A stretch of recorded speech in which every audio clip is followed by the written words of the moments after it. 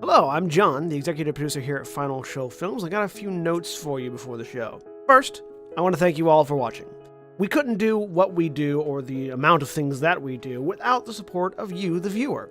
If you want to support us financially, which we always appreciate, you can go to our Patreon page at patreon.com/fsfilms, where you can donate as little as $1 a month to help us continue this and all the things that we do. I want to give a special shout out to our $25 supporters, Antitonic, Waterflame, and Samantha Bates.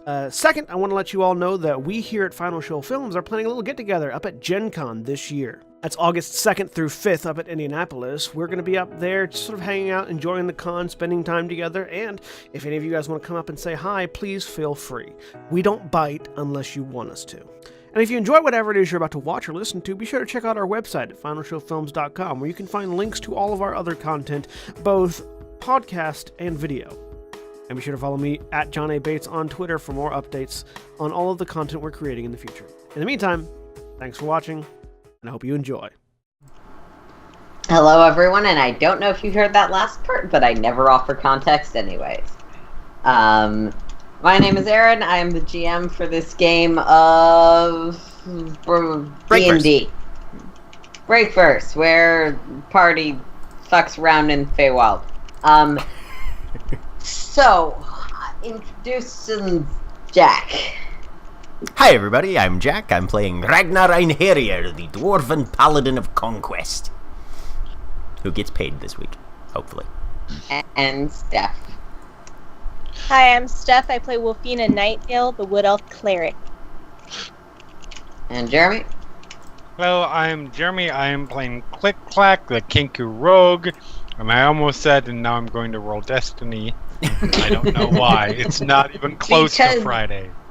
Because on Fridays we always forget, so you have to remember at an inopportune moment. I remember on Tuesday. Yup. Delayed reaction. Auntie. Hi, I am Antitonic, and I'm playing Kasi, the Naga Sorcerer. And Navarn. Hi, I'm Navarran, and back by popular demand, I'm playing Alistar Amaran, the Half-Elf College of Law Bard.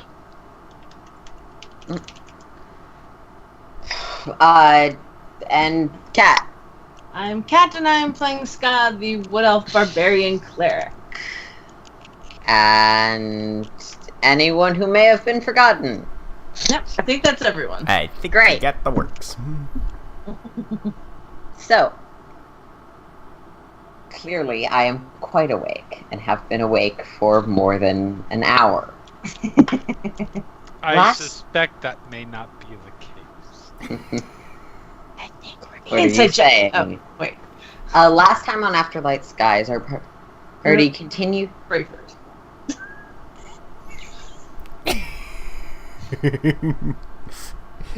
Just let them get through. Last time on Afterlight Skies, our party continued in the Feywild Guild, pursuing the boons of various Fey entities that they need to pop themselves back to the traditional material plane with the help of the Father of Wolves. They competed in a tournament in the Silvered Peaks for two dragons, a fairy dragon and an ancient fairy dragon and their partner, or their silver dragon partner. I said the same thing twice. Their silver dragon partner. And Ragnar managed to succeed in the individuals round, beating out Click Clack as a finalist in that as well. And the rest of the group, with Sylvester, one of the followers Ragnar has accrued, who'd started their finale, where they fought against three drow individuals and tried to bake the best foods. When we left off last time, the creation of food and the time of this challenge was suddenly cut short as the announcer spoke up, announcing that they had a winner by default.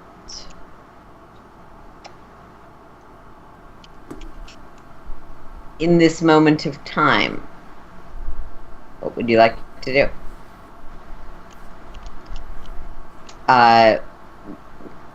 the place where Wolfina is finishing up the first few of her moon cakes is glowing with bright, radiant energy. Karsi is still covered in bits and pieces of all the raw ingredients. yeah, raw meat. There's no nice way to put that.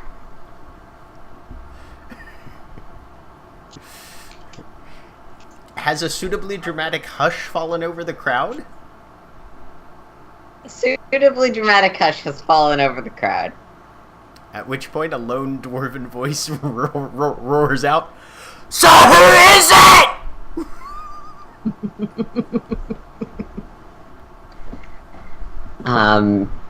A finger is waggled in your general direction. Patience, patience.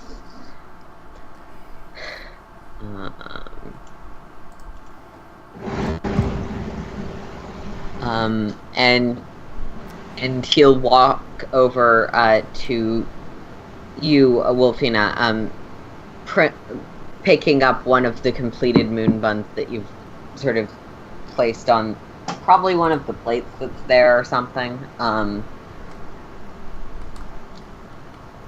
Food made with certain emotions can have a particular taste to it, and given that I get to decide who wins, because that was the rule of this contest, victory towards yours, as he eats that.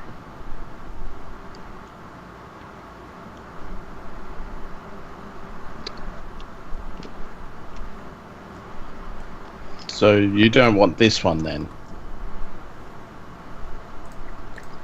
Are you holding up anything specific? The mess of random foods I've pushed together in a vague attempt at what might be construed as cooking. I did link a picture in the chat.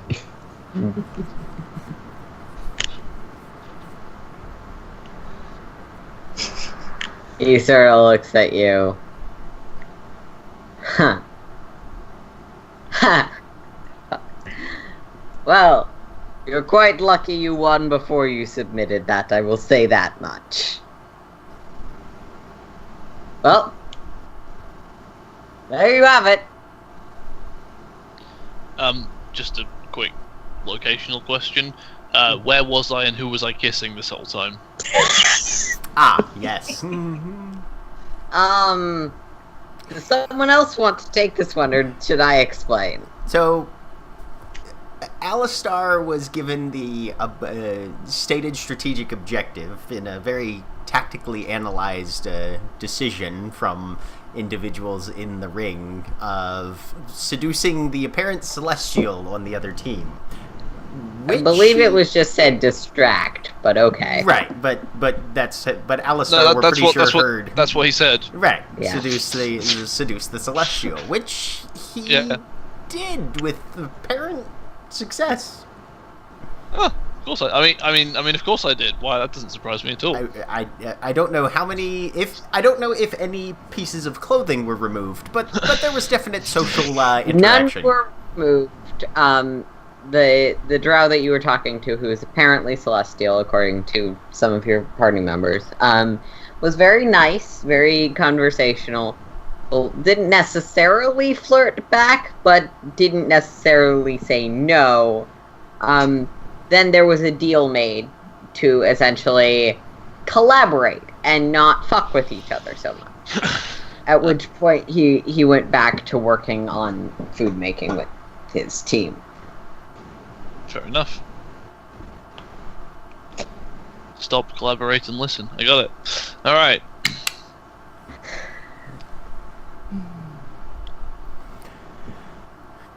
Wild applause from the dwarven box seat.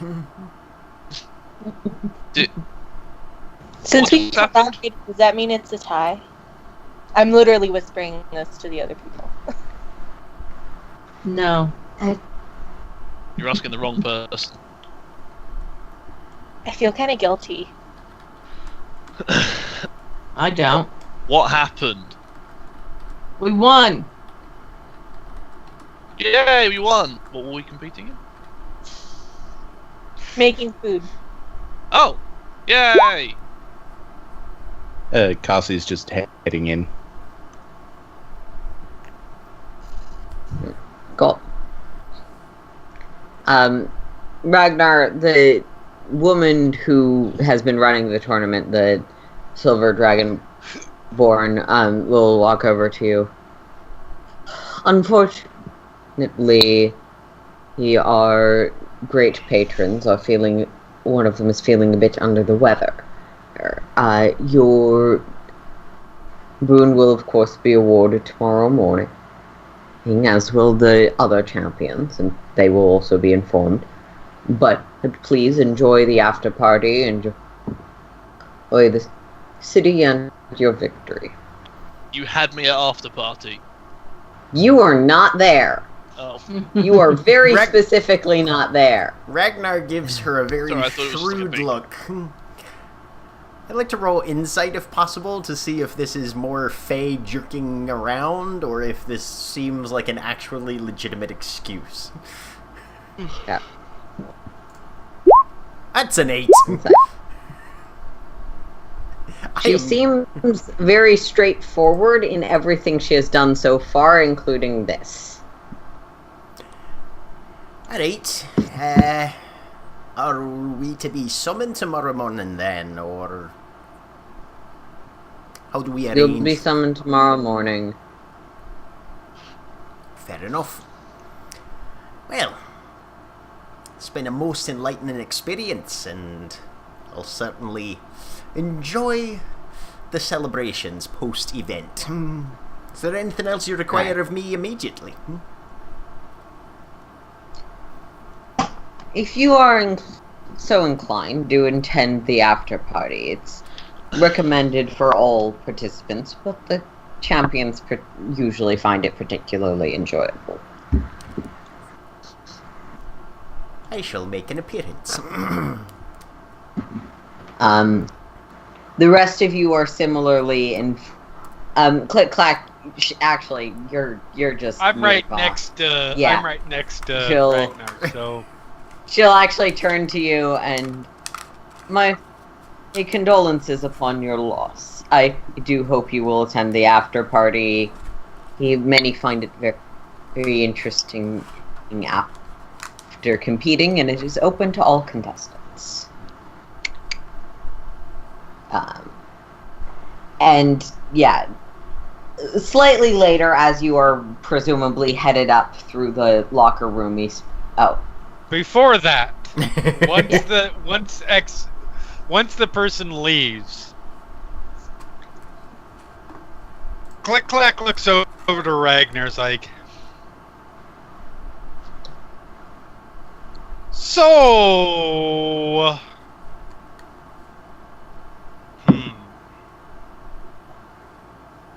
Ragnar will kind of give him a look, waiting to see if. Do you have a question? Jeremy, if you were trying to think of ways to put something forth, you can roll me an intelligence check. I mean, there's a way to do it. I'm I'm trying to think of a. It's not complete. Yeah, sure. Why not? Nope. Yes! The only way you can necessarily think of, beyond what you might come up with yourself, is to reiterate the conversation. That was exactly what I thought. Yeah. But I'm trying to figure out a way to open it.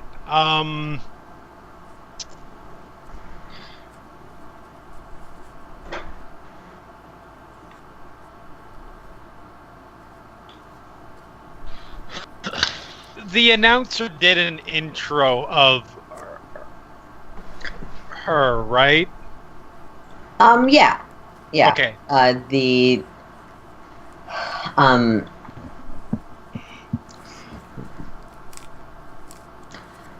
Lonely Lady of Frost, I believe was the full title.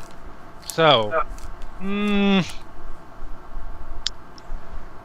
the announcer's voice, of course, Lonely Lady of Frost. And then the only person I could think of who's done this before would be in Alistair's voice. Help!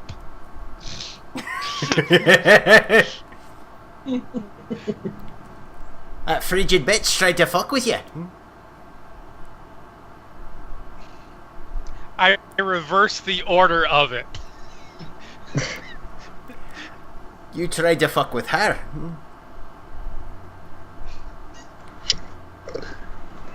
And at this point, he makes us look like he's about to strangle. And then just repeats the conversation that All right. yeah.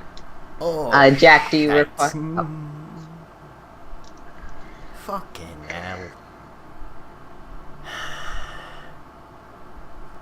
Alright. You think she's on the level?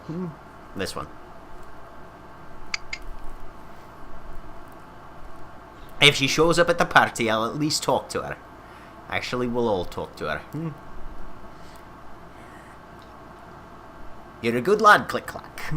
I don't trust her nearly as much as you probably do, which is fine. So I want to, fuck, how do I not always put it? Cross-examine the defense's witness. Yeah. Thumbs up. But hey, we'll get to the bottom of this and see what's what.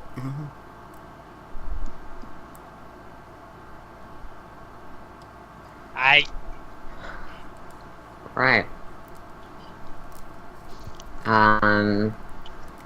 So as the rest of you come up, you are also met by the Silver Dragonborn, who's been responsible for actually organizing things. Unfortunately, our great patrons, one of them is under the weather this evening. You will, of course, receive your boon in the morning alongside the champion from the individuals. We do encourage you to enjoy the after party. It is open to all contestants, but the champions usually find it particularly enjoyable. Oh no, what a shame.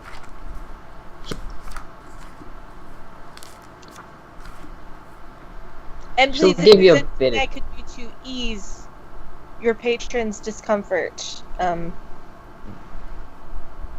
No, it is simply the seasons. Please do not worry yourself.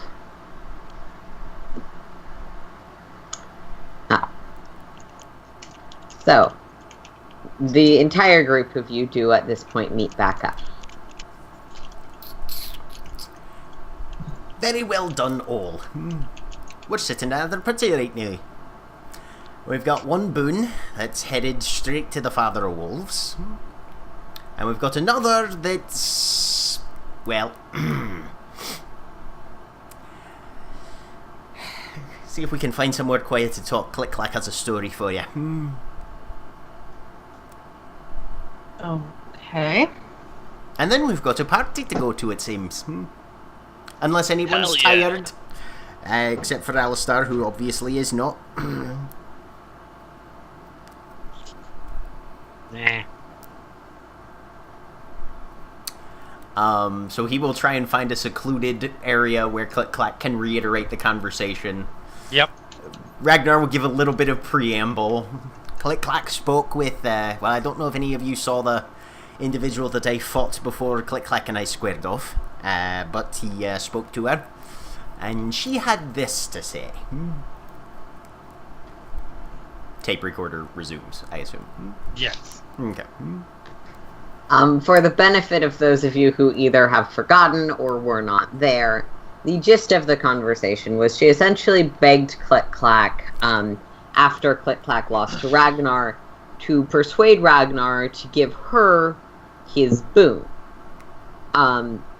Essentially, she had, or sort of has, it's a little unclear, a human lover who due to some mistake is either lost or dead or something, and apparently a boon can restore them. But she claims to be running out of time, and have competed regularly in past years and never won, and now this is her last chance.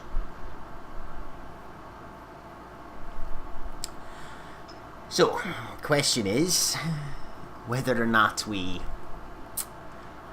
well, I assume she'll be at the party, given the desperation that she is projecting.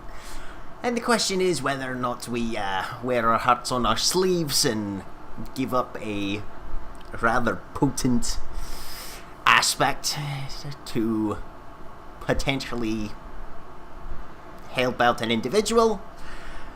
If we do what we ask for in trade, or we say, we're very sorry that you lost, better luck next time.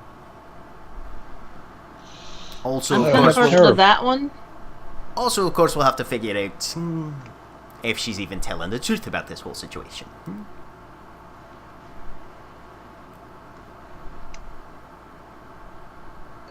Cassie will speak up and go, "Oh, how terrible. My heart sings for her. We should help her immediately."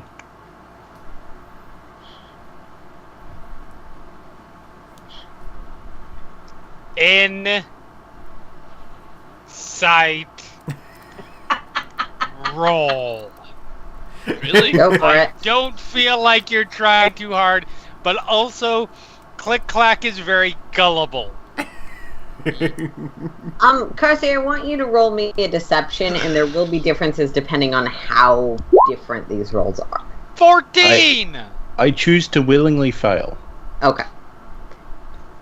So what I'm saying is that you can choose to willingly default fail, but I think there's other information you might want to keep hidden anyways. So I am asking you to make the roll.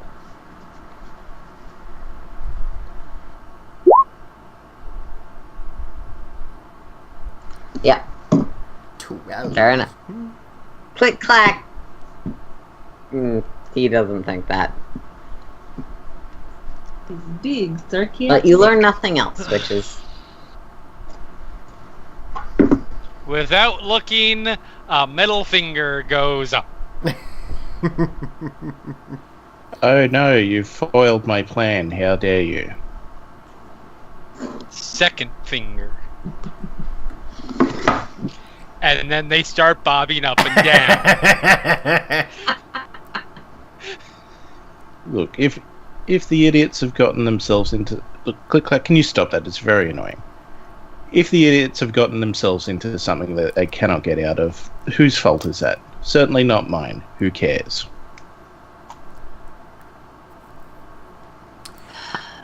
My initial thought was much in line with your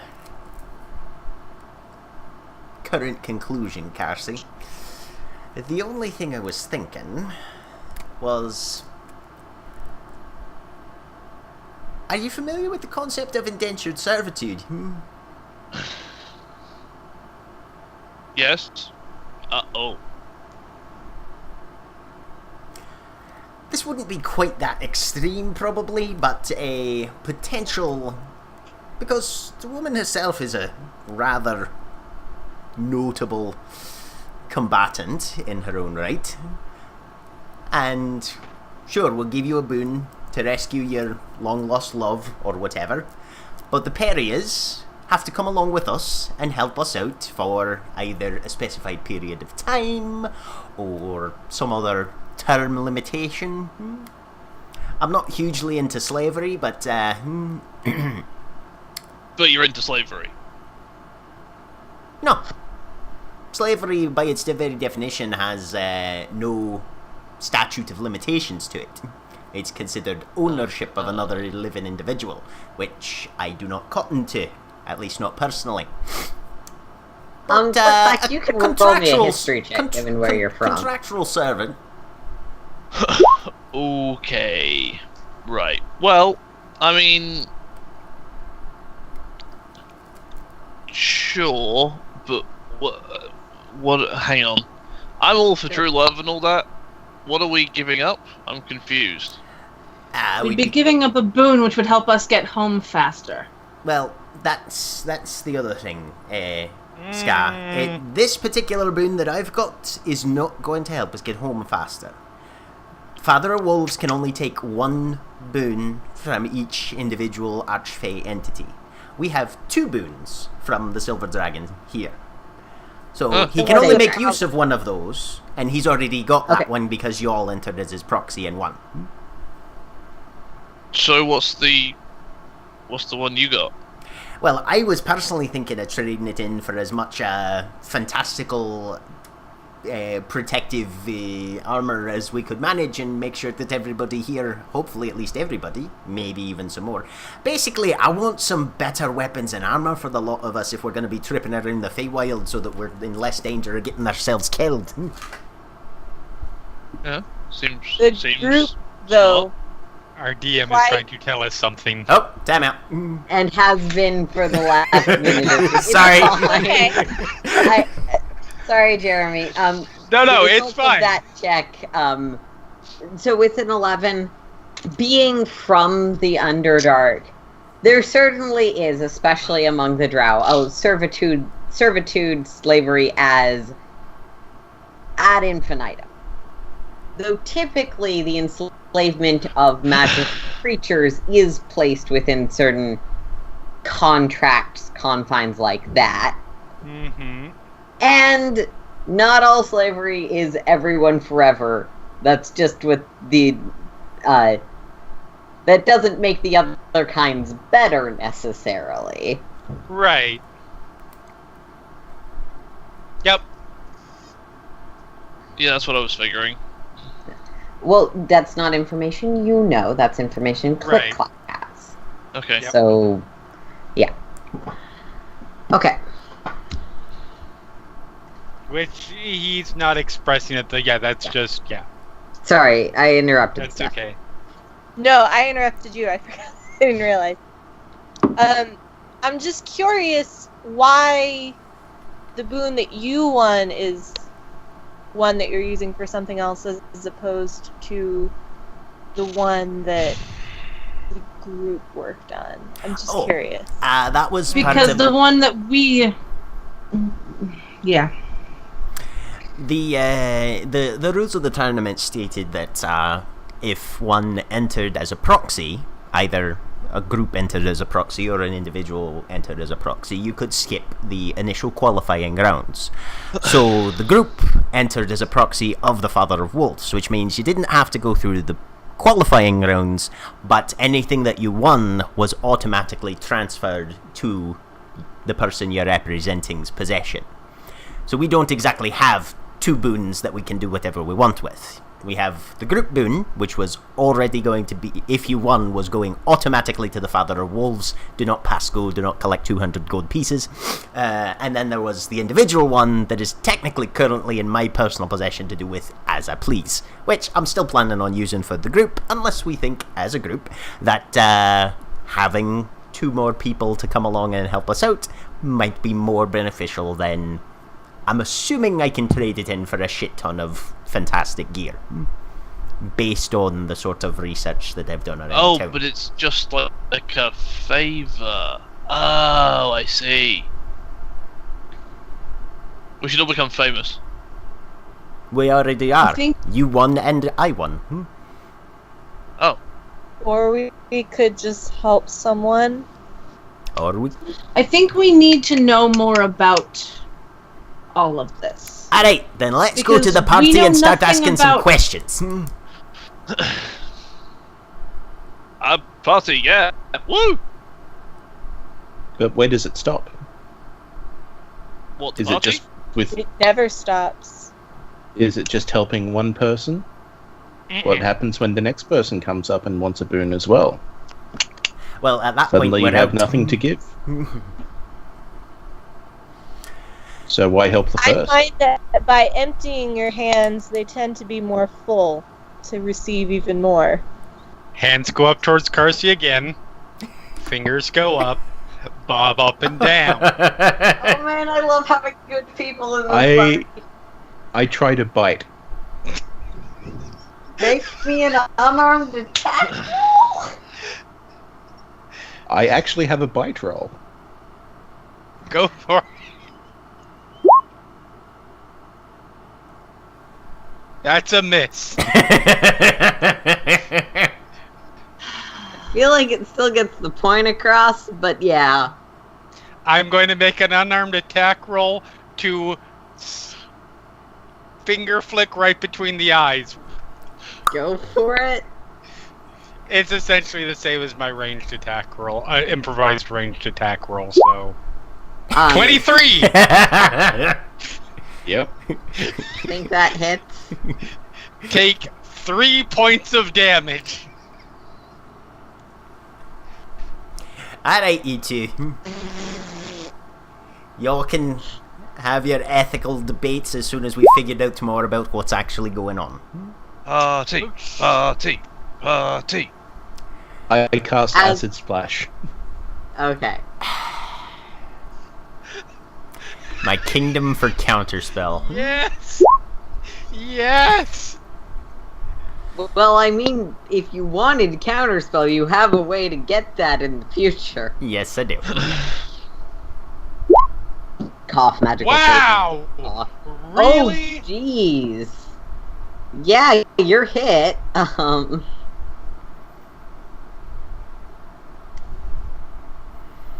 Someone roll me a 1d6, preferably Anti. 2d6. 2d6. Oh, yes. Now, here's a question. Was Carsey aiming it at just one person? Yep. Okay. I'll say, yeah, you're all far enough away from each other at this time that it's reasonable. I will turn and look at Ragnar, and because he seems to be the one doing the talking, do you condone this kind of violence against each other? No. No, I don't. You seem very suspicious of someone that you have no reason to be suspicious of, while you have someone within your own ranks attacking another one. Yes, we're still trying to figure out how to,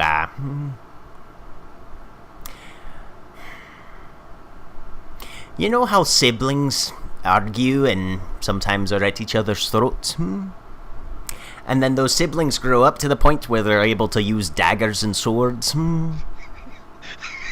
I was separated from all my siblings when I was young, so Don't no, worry, I don't we're really gonna. know. Alright, well, we're gonna fix that. And, I assume there's just a slap fight in the background now. No. There is an extremely long, incredibly detailed, and not 100% accurate stream of undercommon cursing, insults, threats, more insults, more threats that go on that appear to have been just one long single-sided conversation that Click-Clack heard once from a drow. Yep. And it's hard to tell how much of it he means and how much he's just throwing out to be insulting and angry. And to your mother as well. I'm bored. Let's go party. Finger up. Finger up. Fingers down. Okay, so I'm assuming that Alistar, at least, is actually moving in a direction as I am well. trying Yeah, to I'm move pulling back everybody in a direction, yes. I'm pulling As back well. over my shoulder. Alright. So, as these conversations, I assume, continue, you do slowly head towards the after party. You are directed by basically anyone you ask, but especially the attendants at the location, into one of the larger spires to the center of the city. You enter this crystalline palace, headed up several flights of stairs. You see a few of the other contestants also headed in the same direction. And you all arrive in this glistening room of sort of pink crystal. The floor is entirely opaque, but it's clearly made up under its smooth surface of wrapping various crystalline forms that you can half see through the ground, though you cannot see the floor below. The walls to the exterior similarly, though they occasionally jut out and in at angles, accentuating the various lights that seem to be essentially a massive amount of dancing lights that flutter about 50 feet up in this 100-foot or so room. Above them, there are more crystals of silver, blue, and green that go down, offering this sort of fantasy disco lights effect to the entire space. Some of the lights flicker between this bright pink and a similarly bright blue, and around there are no tables, but instead floating seemingly self-animated drinks and food platters. Around the floor, there are beanbags and lounge chairs set out at various locations. Some of the contestants seemingly already have taken a seat or otherwise sat down. Soft music from an indiscernible location floats through the entire space. It's calming, but not terribly noticeable, especially over the small hum of conversation that's around. I'll approach Click Clack really quickly and say, when the time comes that you're ready to confront this person that everyone's so suspicious of, there's a thing I can do to help alleviate concerns. Just let me know when it's ready.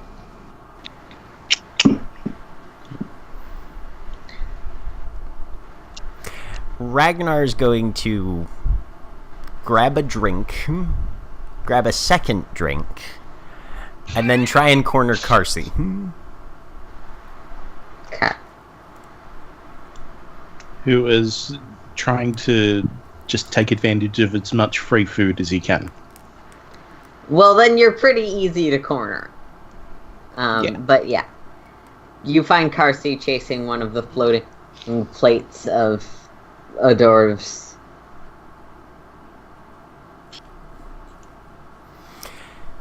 Carsey, a word. Here's a drink. Yeah, right over here.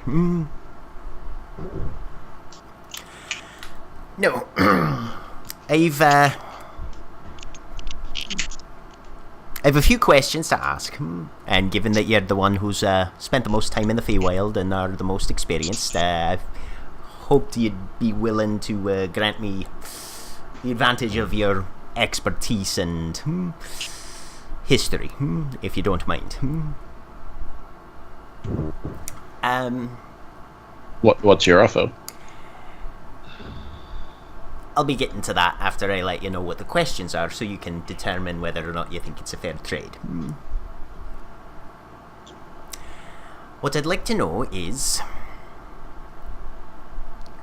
there anything about the details of this current choice that we're facing that reeks of Feywild trickery to you? If so, what you would say, in your expert opinion, is the wisest course of action, and in return, I'll let you ask 3 questions of me, of your own choosing, for honest answers, and give you a chance, as well, to explain to me a bit of your background, so that certain decisions I'll be forced to make over the next few days hopefully have your best interests and understanding at heart.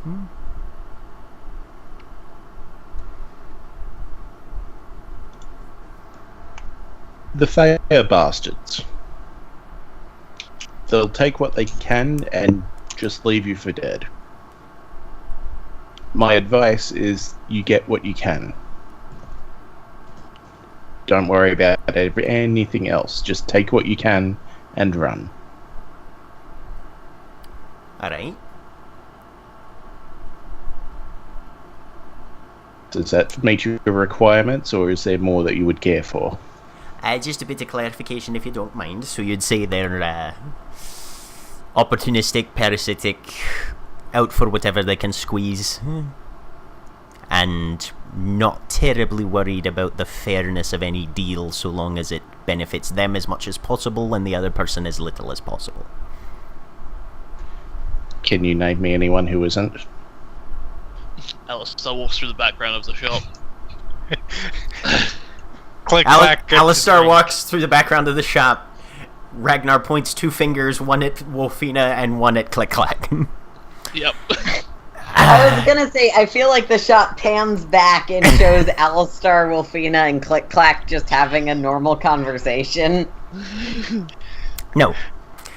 As regards your the decisions I'm going to have to make over the next day or so. Currently, I've noticed that you've a bit of tension on occasion between yourself and other members of the company. And while that sort of thing is to be expected and not something that I'm judgmental of, there's a thing called escalation. I think it was properly illustrated not but a few minutes ago. Granted, you and Click Clack were having a bit of a tiff. You made a snap at him. He gave you a rap on the head. At that point, that is where it should have stopped. Unless, of course, you wish to offer a formal challenge or something of that sort. I understand the nature of dueling and how it's sometimes necessary. But if you start pulling spells, especially spells against someone without any other magical capability, and Ragnar steps closer, which he realizes does not probably get him any closer to Carsey's line of sight, as the individual who, let's face it, just bested an entire tournament one-on-one, I will fucking murder you and leave your fucking corpse for my necromancer brother to experiment on. So if you try anything like that again, your head will be missing from your damn body. And I don't want any responses, because you frankly at this point you don't deserve any. And he walks away. Okay. Alistair walks up. Try the dip. I will flip it into his face. Alistar, aside from that, are you doing anything? Alright. Wipe dip out of eyes. I mean, I'm not. It's not my thing, but I'm up for it. Carsey's Yes. walking, leaving at this point. Okay. See you later.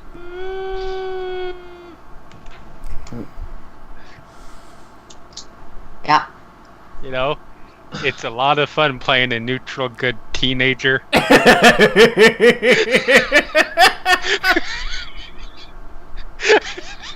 I'm not gonna say Click Clack did nothing wrong, but Click Clack definitely... Click Clack did something wrong. Absolutely.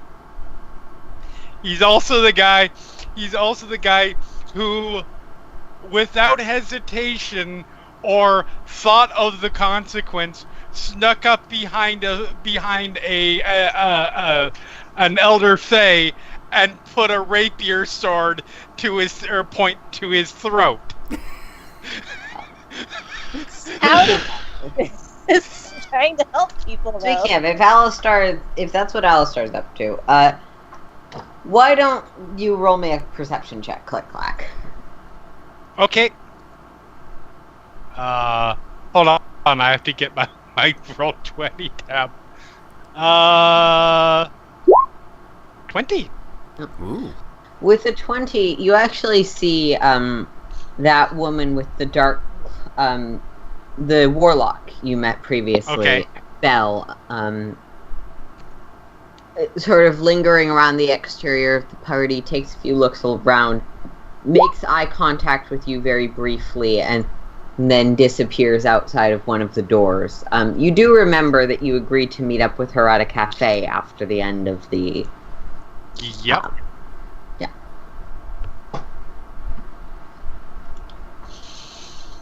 Yeah.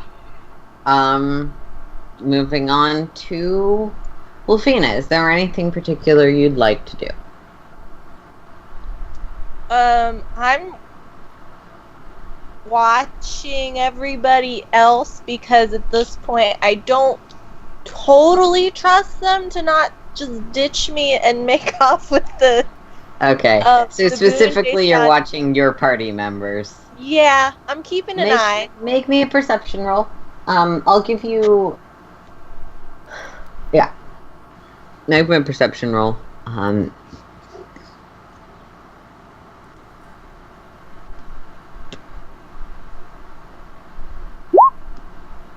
Just 11. Okay. Yeah, you're keeping a decent eye out.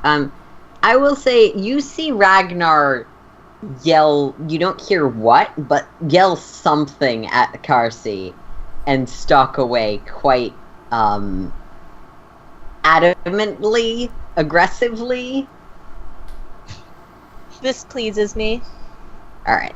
My passive perception is higher than that, which is ridiculous. Yeah, that'll happen.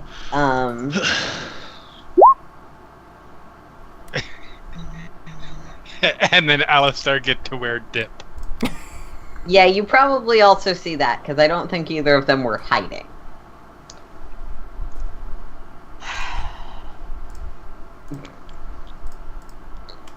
We are a functional group.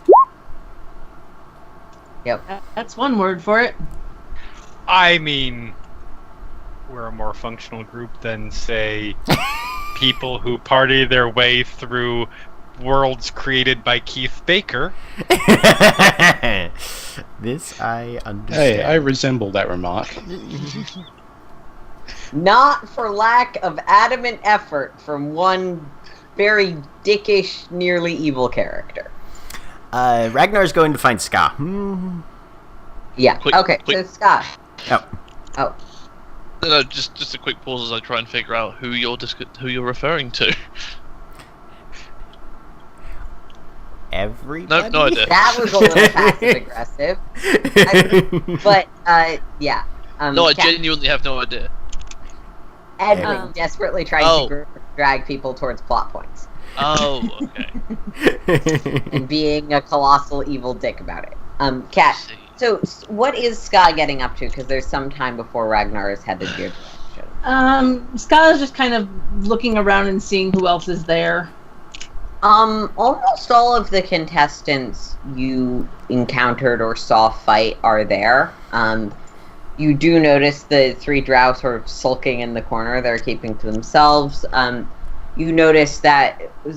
You probably noticed the ice woman that Ragnar fought because specifically was mentioned several times to you. Mm-hmm. Yeah. Ragnar. Ska. Yeah. How are things going so far?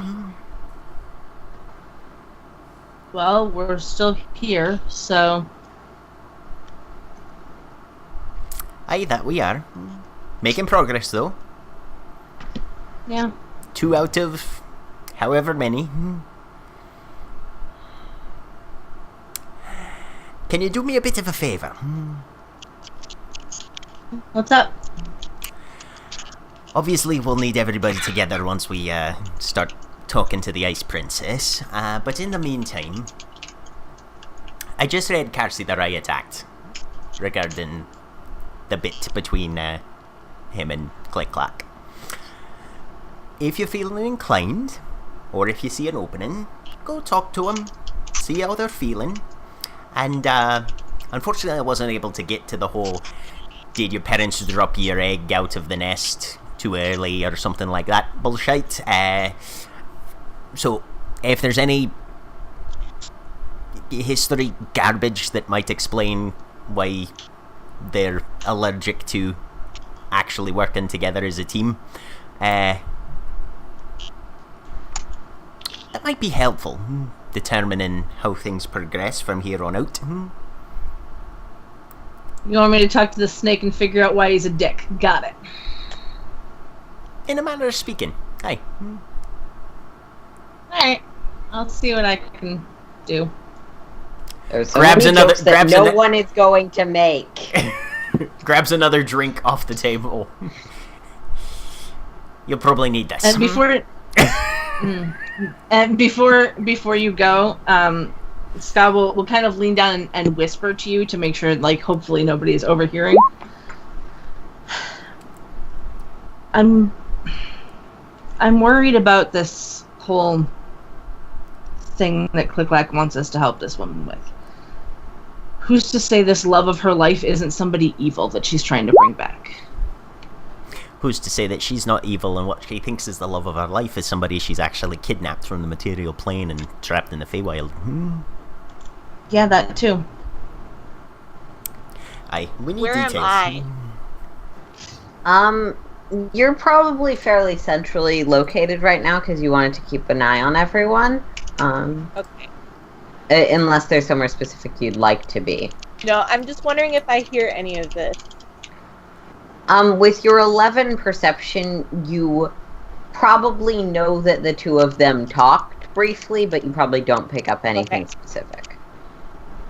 Sorry.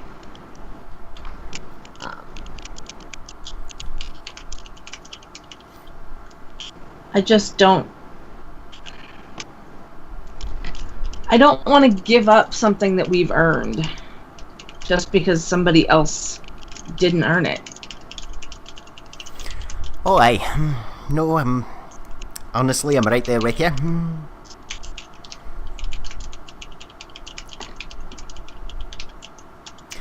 But... and he glances over to wherever... What sort of shenanigans is Click-Clack up to currently?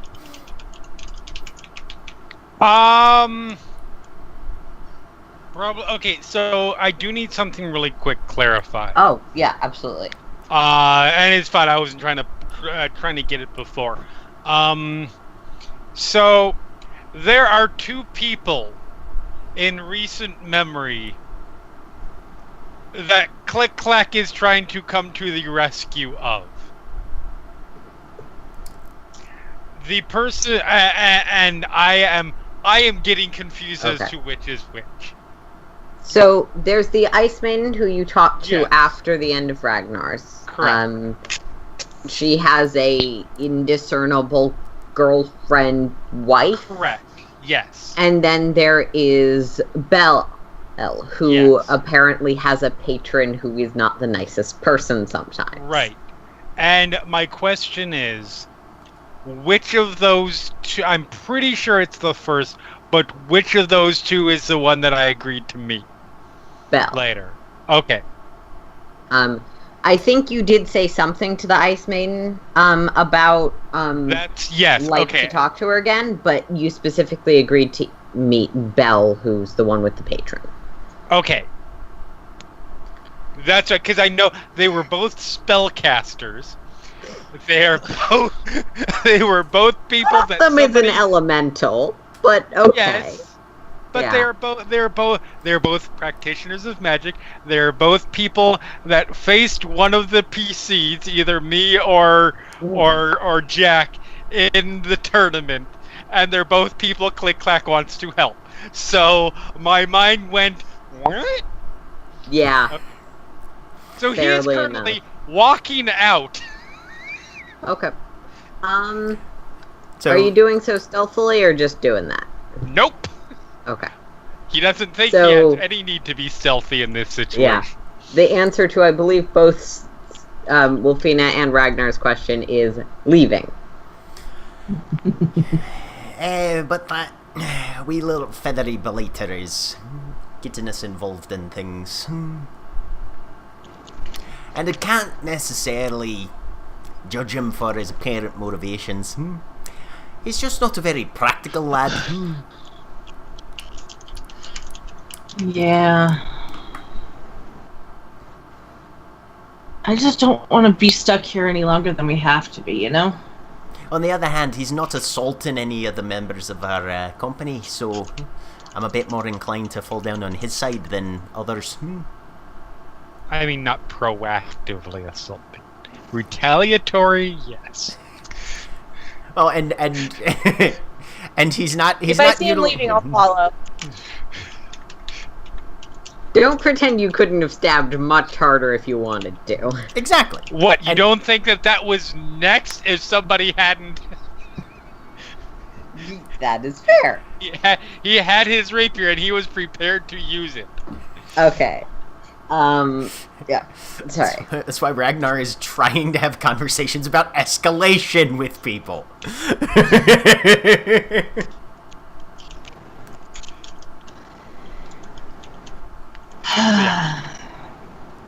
Well, Alright. I need to go talk to... Where'd our cleric get off to?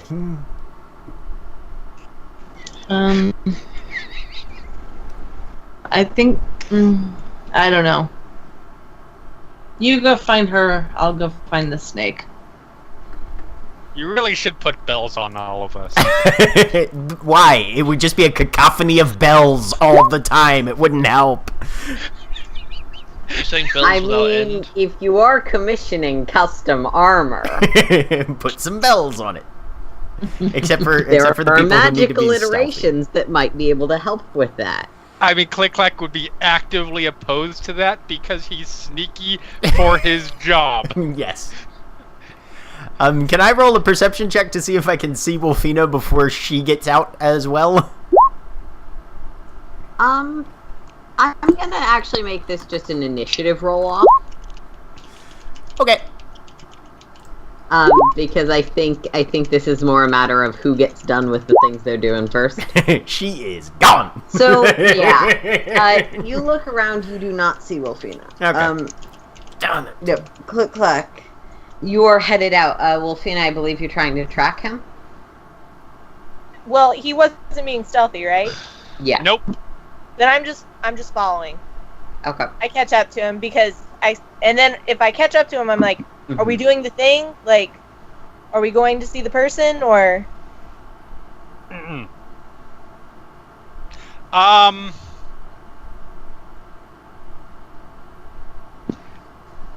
And this comes out in a, because I feel like this is a fairly common phrase that you'll just say in multiple, into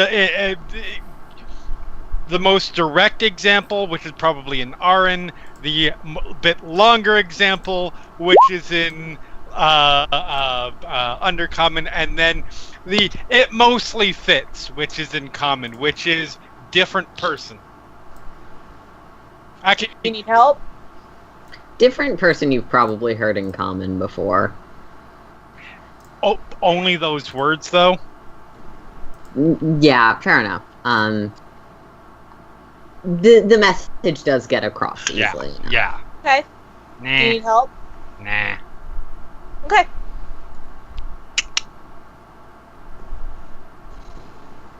Alright.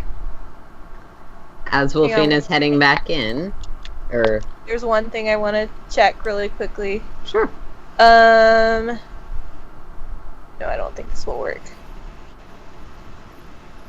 Just quick question. If I cast Shield of Faith and the person goes out of range, does it click off? No, but it only lasts for as long as Shield of Faith lasts, which I believe Which is is a only minute. 10 minutes. I'll go ahead and Okay. cast Shield of Faith on him. Yeah. As long as got you a maintain concentration, no, it'll stay. Okay. Alright, Click Clack, your armor is even more stupid than it already was. Okay. It's for 10 minutes. I can do that. And pop that in chat just so everyone knows. Yeah, it's a +2. Yep.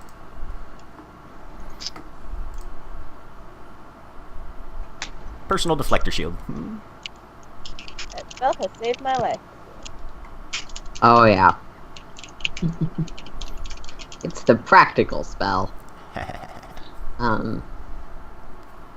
Where's the fun in that?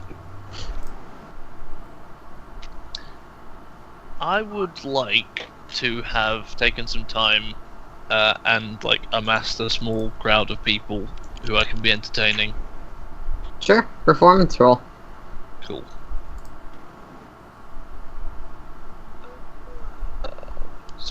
Performance. 14. Yeah, easily enough. You've sort of sat down at one of the lounges. People are already a little bit inclined to be curious about you, given that you were part of the winning team. Even if, because I wasn't burning much of your magic, any of your magic, you didn't do anything particularly impressive. But you usually manage to keep the crowd of people who come over for being vaguely interested, and even call over a few more that wouldn't have necessarily showed up otherwise. You've just sort of sat down at one of the sets of cushions and lounge chairs and bean bags. And yeah. Something specific? So then, I jumped out of the window, grabbed the banner, ripped it down until I got halfway to the ground, fell off, landed on a very kind salesman who was luckily enough carrying his entire collection of incredibly expensive blankets and pillows on his back. Waved goodbye to the people in the window and ran.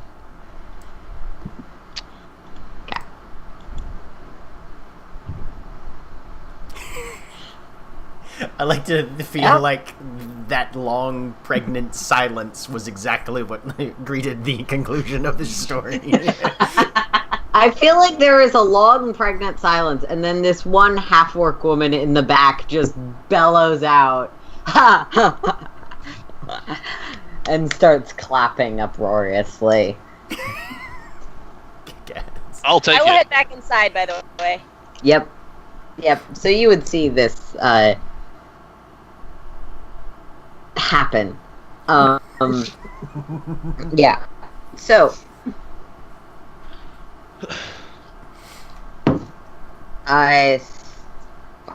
Scott. Yeah. I'm gonna transition back to you for a second. Okay. I'm gonna go try and find Carsey. Bringing a drink over. Percy's still going for food? Yeah, but now he's more in a corner sulking. Yeah. You have managed to get one of the hovering plates to stay with you, and found a cushion that's in the corner that is suitably, like, blanket-esque, cocoon-esque, whatever you would prefer. Scott, that is where you find the serpentine member of your party. Cool. She'll walk over with a drink. Hey. Come to bite my head off too, have you? Why would I do that? I brought your drink. I'm fine. And she'll put it on the floor next to you. You okay? Just tired, I guess. I mean, I know we can all get kind of annoyed with other people. I mean, all of us get annoyed with Alistar. But I don't know, this thing between you and Click-Clack was weird.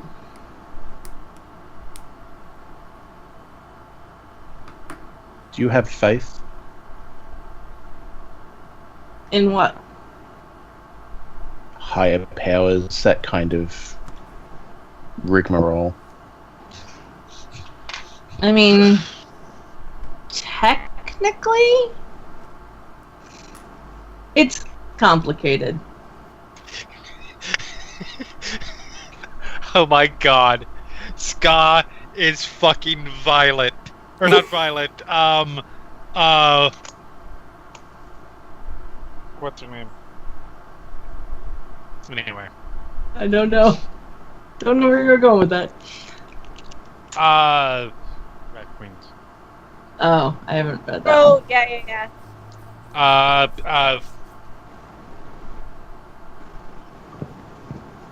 P. Okay. Atheist cleric. Okay. I mean, it's pretty close.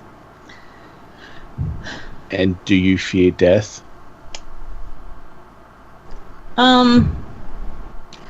Again, that's complicated.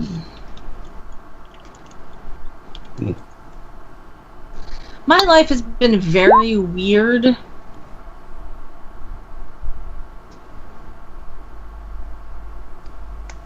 And he'll pull out the boomerang and just sort of hold it and look at it a little bit. You know, magic can do a great many things. Not all of them are good. Yeah. It was my father that taught me how to use magic.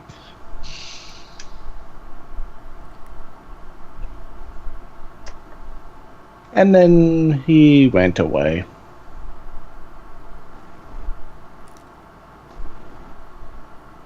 At this point, she'll like sit down cross-legged in front of you.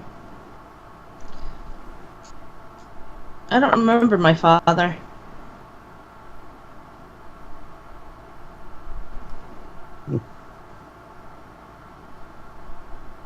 I'm lucky, I guess.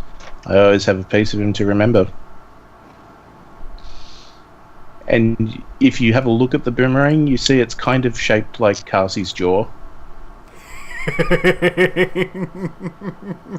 Nice. Nice. I don't remember any of my family.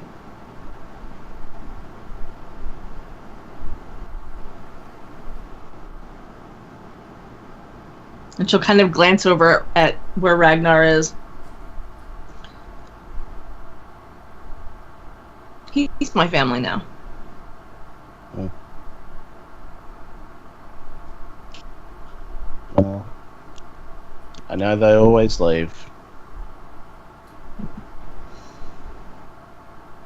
And you'll just take the drink and try to down it in one.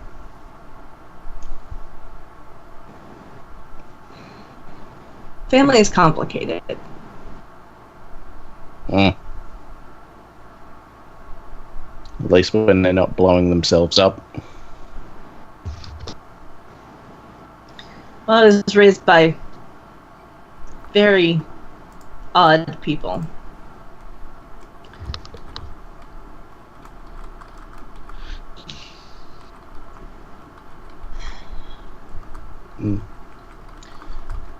I suppose I should apologize, but then again, I don't overly care. I guess I'm just nervous. What are you nervous about? Meeting the great Archfey and receiving our boon.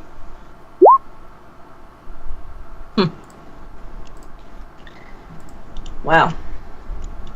If there's anything that I've figured out since we've been here,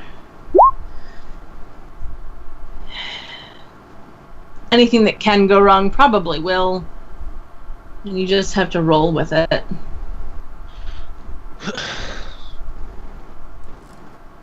That sounds about right.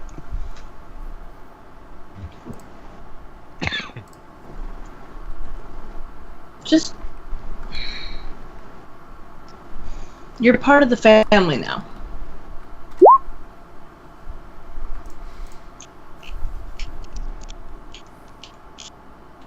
To family. Holding up an empty cup.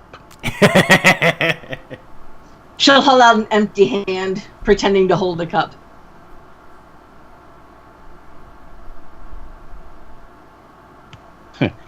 You know the funny thing? Magic only made it stronger, the idiot.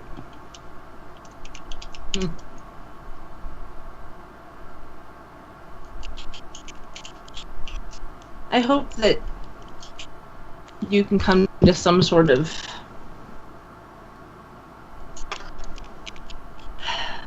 compromise, I guess, with the group. We're not going to get very far if we can't trust each other. I suppose you could be useful. Same.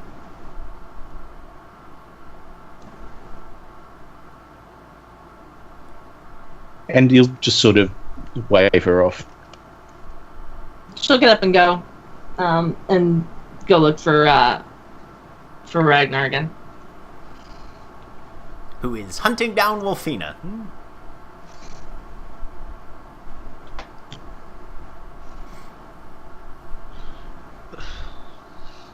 Do we want to do that, or do we want to see if Click Clack finds his warlock? You are muted, Aaron. I was gonna say we'll head to Click Clack first. Sorry about that.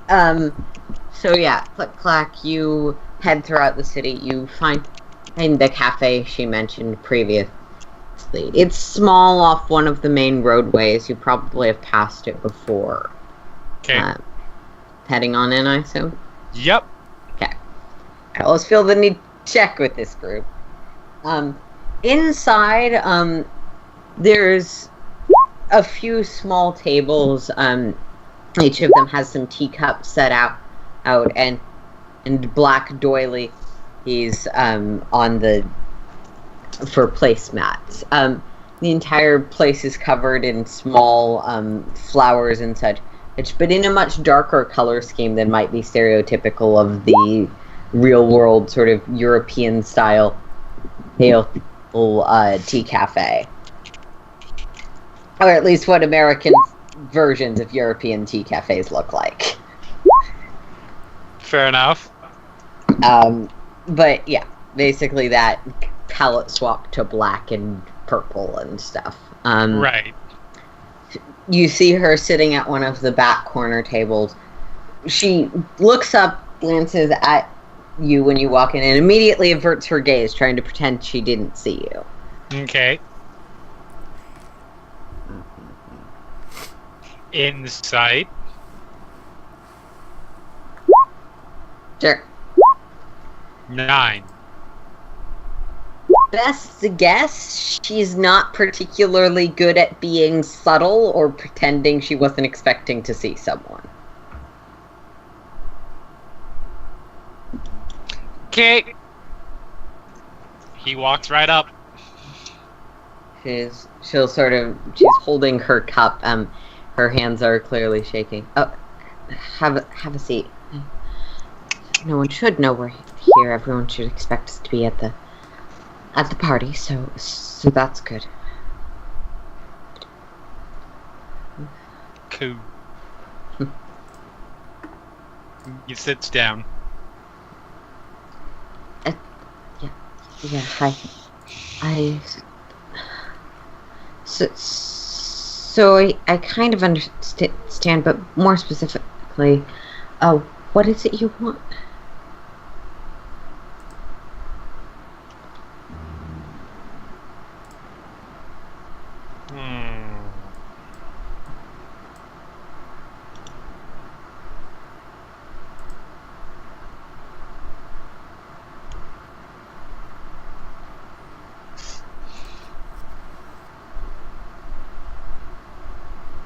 He thinks about that for a second and goes,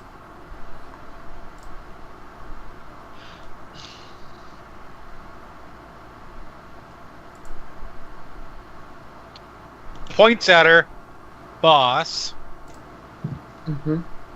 asshole.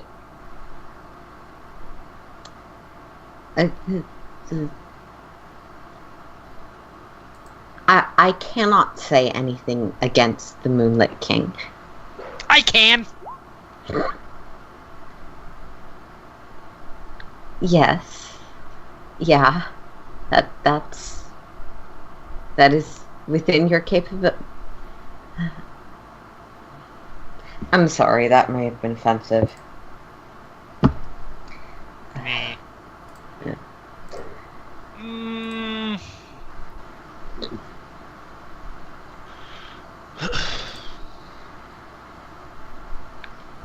And now he gets to try and figure out how to word something in a way that might not be offensive and that's provide, or might not be against.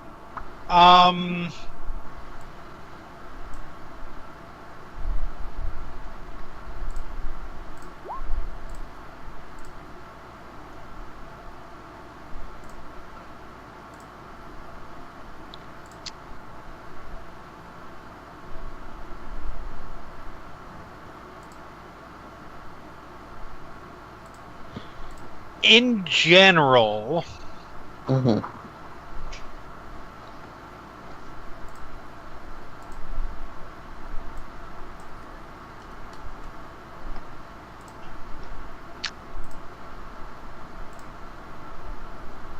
freedom.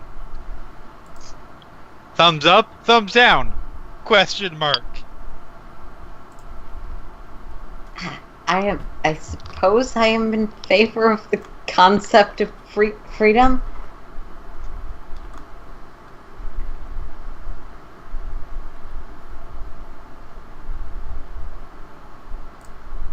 I'm gonna insight to see if she figures out what I'm trying to, Sure, roll me the insight. or if I need to be a little more. Nope, I have no idea. You're not sure. Even actually, I should just roll for her just in case.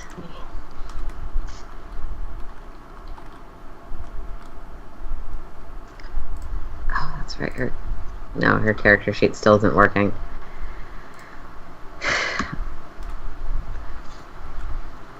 So, fortunately, she's a warlock with a high charisma, so it's easy enough to figure this out. She definitely seems to understand and be responding, but she has to be careful with her words, potentially for magic reasons. Yes, exactly. He's figured that much out. He just wasn't sure if she was getting what he was trying to imply. She is, for lack of a better term, picking up what you're putting down. Okay.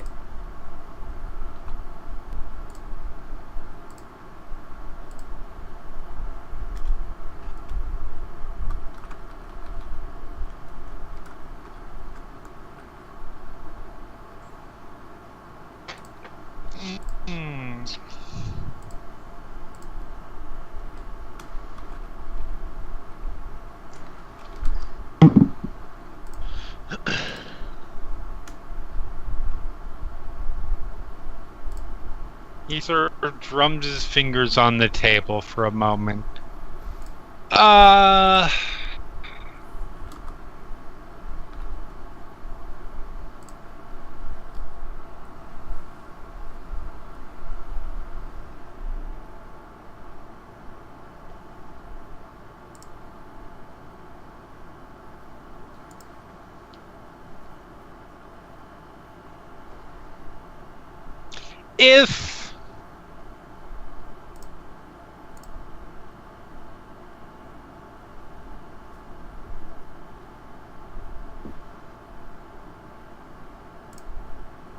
If I want that,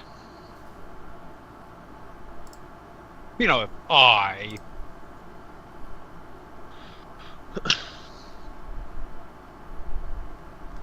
what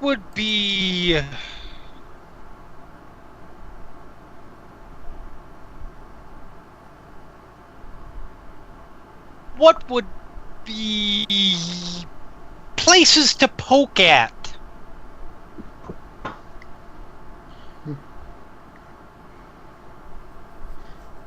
Well, I suppose always there is the source. If the source of an assault on freedom disappears, then, well, the concern would as well. But that's not necessarily something I would ever advocate, of course. Beyond that, perhaps living in the Feywild, there's thought of magic and magical possibility, and there's always the chance that freedom and the lack of freedom are bound by the magics that bind this entire world to itself, contracts and deals.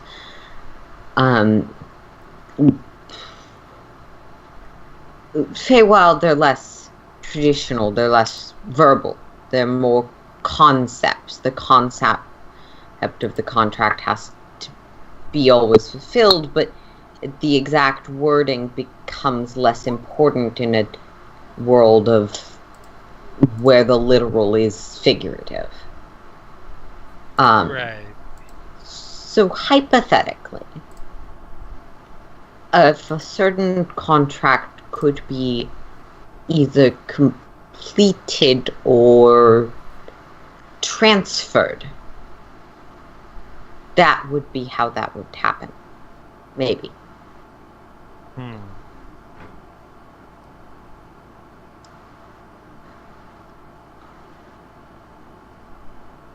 Okay. If in, again, a very much hypothetical and unrelated situation, a soul was sold to a devil. In Feywild, that soul does not need to be a specific soul. It just has to be a soul that meets the requirements. Whatever those might be. Right. You can roll me another insight if you would like.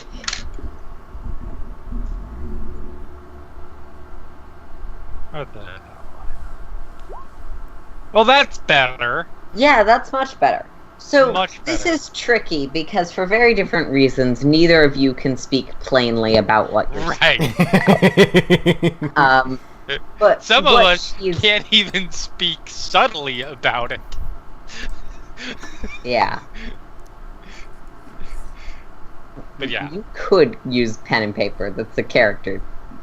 Click Clack just I usually feel chooses like not that's to. cheaty. I feel like that's one of those things like, well, I just use a bunch of individual words strung together kind of thing.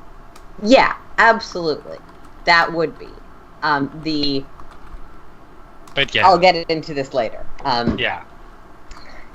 Constraints of circumstance and preparation are always considerations. But yeah, she is essentially saying, though she can't directly say it, that her contract has loopholes or specifics Mm-hmm. that magically, because of how contracts work, there is no choice but to be fulfilled. Right. But she could essentially get free by someone else becoming a warlock of this person. Right.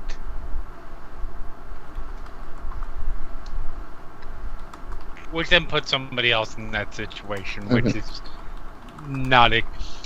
I mean, Click Clack's just kind of started leaning towards the direct approach. Yeah. That's fair. He hasn't tried to murder an archfey before.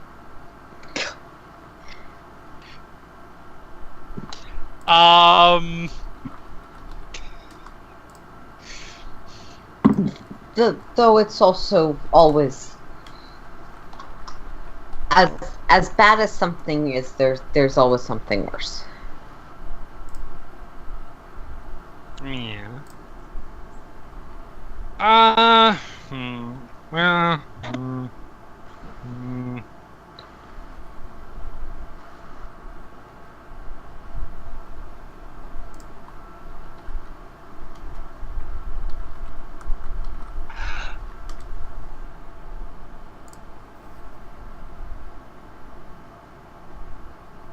Good to know.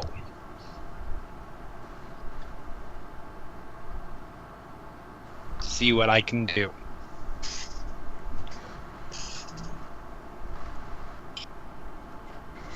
And then he will get up Yeah. and go.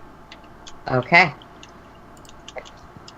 She sort of looks around the cafe. She's still very nervous. But yeah, you head off. So guys, in addition to possibly giving up everyone, we need to kill an archfey. So for I this do want to other specify random that, person. as a reminder, you don't necessarily know that this person is an archfey. No, and I don't know. Yeah. Click Clack is making an assumption. Okay. We're in the Feywild. He's somebody is a warlock too. So he's assuming they're either archfey or, maybe a god. One of the two. Analogously powerful entity. That is not an unfair assumption, yeah. Okay, cool. Yep, but back with Scott and Carcy, I believe there was someone who wanted to go next in that set of things. Ragnar was looking for Wolfina.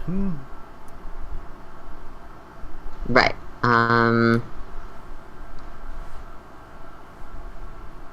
Wolfina, you are probably found as you re-enter the area. Okay. So, everything all right? For now. Excellent. You did quite well. Thank you. I would, I don't know entirely everything that went down, but I certainly would not have thought of that.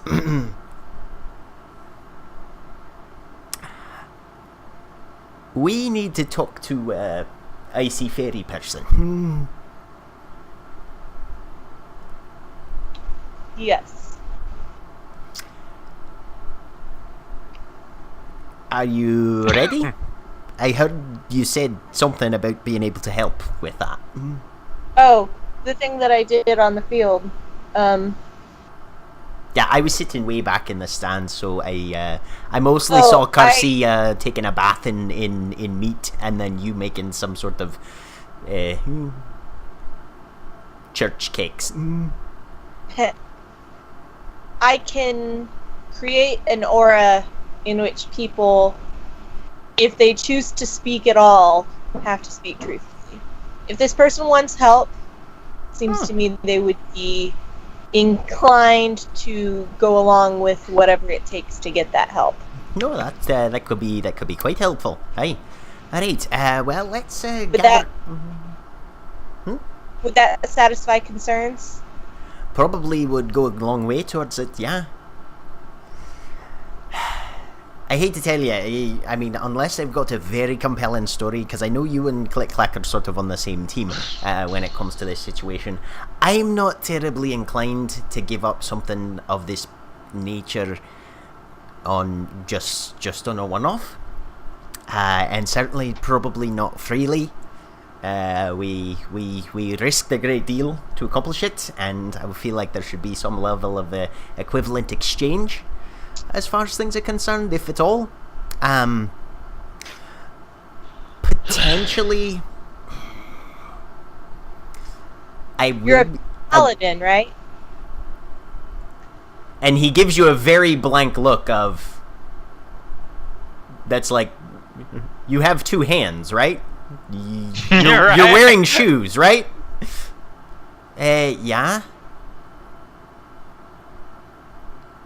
That's interesting. I don't quite follow. I'm just trying to think of what deity you might serve that would be appropriate to value, as you described, fancy armor and toys over someone's life. Oh, I follow the ocean. Religion roll. No, he's telling her. Religion roll in response to you telling her. Okay. Because that's a big deal if you didn't read the lore on your own deity. Oh, I totally read the lore on my own deity, but he's in the Feywild. He doesn't give a shit anymore. It's a 3. She's been out of touch for a while. You know, you don't necessarily know of worship to the ocean directly. You know, there are several gods of the sea and the ocean, notably one of the wings, is said to essentially be the sea and bring the sea as rain to the lands of the Seraphic Confederacy. But that doesn't sound like what he meant, so you have no idea. You've never heard of this. And I honestly, whether or not it was obvious, she wasn't actually saying it in an accusatory manner, but genuinely, because there are deities that are mischievous and kind of just wondering where he stands on this spectrum. That's totally cool. And get the toy. It is weird. It is weird to you that you don't know. Something rings in the back of your head like, I should remember this, but you just don't at the moment. I've been a little out of touch for a while. Yeah. Is that something that Wolfina says out loud, or? No, she'll just Okay. look a little confused, but like make the mental note. Yeah, so honestly, most likely a result. Mostly 'cause and he's acting more tongue-tied than he usually does. I make note of that. I mean, I wouldn't be surprised if she turns out to be entirely genuine and quite benevolent in her intentions towards this individual that she subjectively defines as her eternal love, whatever. We might get roped in to trying to free this individual ourselves, but I don't think it's gonna come down to her favor as far as just dropping the boon in her hands. But we need to investigate and find out the entire situation first. Fair enough. Alright, well, She's looking slightly satisfied right now. okay. Like, I made him squirm a little bit. Well, I'll go grab the other... Shite. Click-clacks wander off again. Well, I'll go grab the other 3, and we'll figure this out. Alright. For your benefit, I have made both of those character portraits public. Cool. Thank you. Excellent. Let me know if there's anything specific you need added to the bios to remember them by. So Ragnar will go give Ska and Alistar a wave in the "Come on, Avengers Assemble" time, and then see if he can find Carsey and do the same. So by that you mean he taps his bracelet and jumps out of a high-story window? Exactly. Totally. Excuse me, everybody. Better than Defenders Assemble. Let's fuck over our ally who has been nice to us this entire time. Excuse me, everybody. Heroism awaits. Oh my god! Alistar is Danny fucking Rand! Oh my god. Yes. I like... What were you about to say? Which one were you going to say there? No, Click-clacks Danny. If anyone in this group is Actually, Alistar, that's accurate. Yeah. it's not...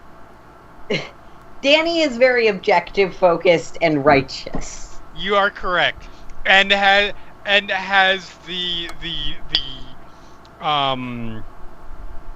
insight abilities and self-awareness of a gerbil Well, meaning on crack. houseplant that grew up next to Superman? I was gonna say gerbil on crack, but yes. Alistar's one of those crappy X-Men that's like 15 and doesn't really understand what's going on, just wants to be a hero. Toad. Alistar is iBoy. So does that... That'll Jubilee. So No, does that... Jubilee knows her shit. Does Jubilee knows that, what's up. does that make Ragnar Daredevil? Okay, I know I Sorry, started this we need tangent, to but the not tangent go down this rabbit hole. Not until the post debrief. Okay. So at midnight, once we're done with this conversation, Yeah. You all at this point meet back up. Yay. Alright. Okay. Including Click Clack. Does Click Clack wander back in? Including Click. All right. Click Clack. Where's Ice Girl? Glancing around. I look She's around. fairly easy for both of you to spot. She seems to have mostly been keeping to herself. She's definitely talked to one or two of the other competitors during this time. But the entire corner of the room that she's in has frosted over a bit, so that no one's going too close, just casually. Can we say Ragnar's had a short rest in this time? Yes, Okay. everyone has had a short rest if they would like.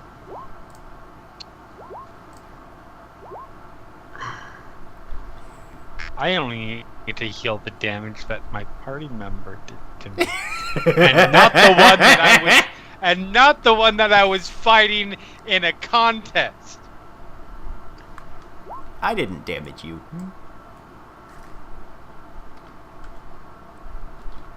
Ragnar and Harry are goat murderer. Well, yeah, but Okay. Let's get it right. Not his name was Tanyoster. Not just a goat.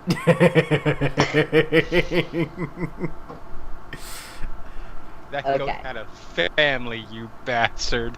Hey, depending Actually, on probably whether or not didn't. we keep this boon, you might get that goat back. That would be a really trivial way to spend the boon. Oh my god! Please resurrect a goat for me. No, I can handle that for you. perma-resurrect a goat and give it to the crow boy. Oh yes, please spend whatever it is with 500 gold piece diamond on Ray's dead for a goat. Yes! I think That Raised would be Dead the greatest requires a thing that is- corpse, and I seem to recall Ragnar doing a lot of overkill. You're right, But- this would require Anyway. true resurrection. Carrying on to the Ice Maiden's corner. Alright, Click-Clack, you start the introductions and then we'll talk to the woman.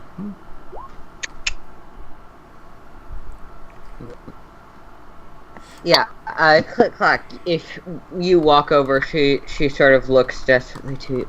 Have you talked to them? Please, tell me. I need it.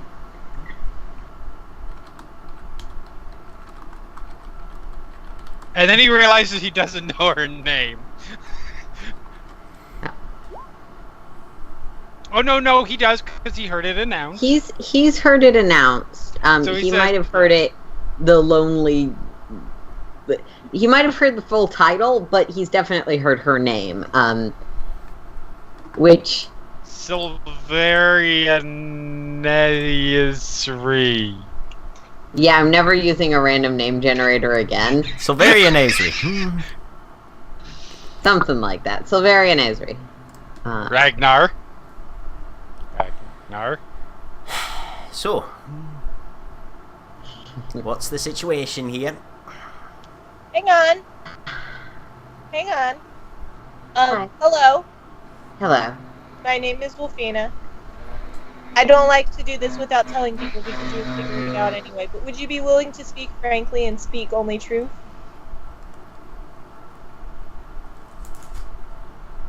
I will not have my soul bound by some witch. It's simply because you don't trust me, but I speak the truth. Well, your options now, if you want what you say you want, is that I cast a very simple spell which compels the words that come out of your mouth to be truth. I have no interest in your soul. This is a condition Make me a upon... persuasion roll. Yeah, make me a persuasion roll. Okay. She doesn't really care. It's just a... This is a condition. If you don't want it, then... We progress. She, yeah, with a natural one, she looks very firm. That is not how I do things. That is not how, oh, this needs to happen, but it needs to happen. Alright, I will stand over here, and I will perform the Zone of Truth spell. If you care to change your mind and get what you want, step on over.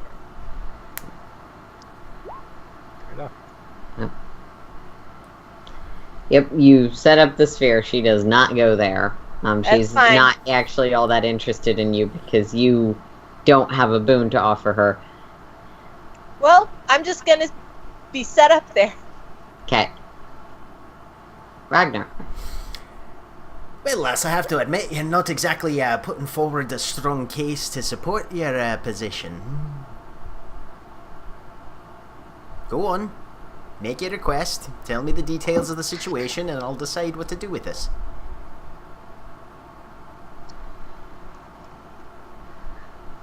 You understand that in this realm it is best not to be tricked by such magics. Ragnar, you can think of a lot of logical reasons why someone telling the truth wouldn't want to be in a zone of truth. As a cleric of as a paladin of a god that is actively forbidden in much of the world. Yeah, she'll sort of... My love, my soulmate, and I was immortal, and we were together for a long time. I was careful. I was always careful. We were always careful, but he felt she could handle it. We should do more, or we should become closer in ways that we knew were risky, but that she felt she could handle. And one day I made a mistake and lost her. But it is my magic. I cannot reverse it. I cannot erase it. But such a powerful boon could. A fae like this could erase it. I have traveled far and wide seeking a powerful entity that might grant me such a gift.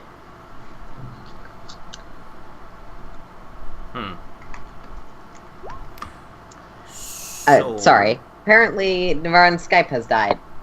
Oh. God I can still see him. damn it, Navarran Skype. Thanks, I cannot. Oh, there, now I can. Yep, I think we're good. Okay. Sorry, something happened in chat then.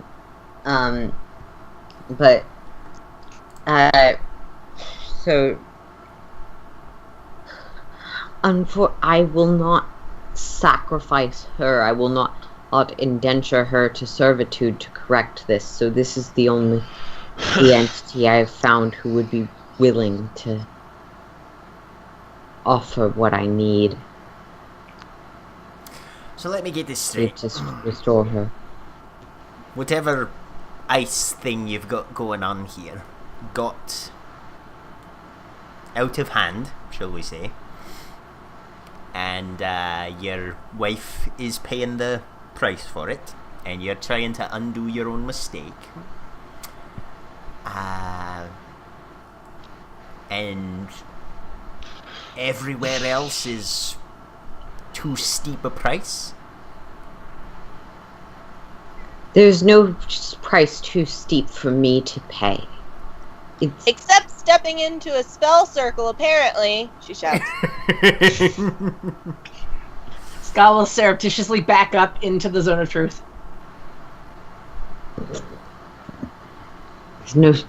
That is not a price. You have not agreed to I pay agreed your to listen side.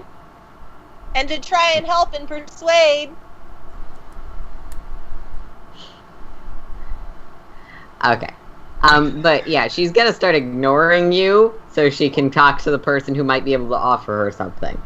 Start backing up into the circle. So yeah, she'll... Oh, Scott, make me the saving throw for the circle of truth. I did. I got a 7. Oh. Yep. Okay, so Ragnar, you... Sorry, what was she saying? But most would not want the price from me. I am not the one being restored. They would want the price from her. And while I can offer it from a magical perspective, it is not truly mine to offer her. Not if I want her back.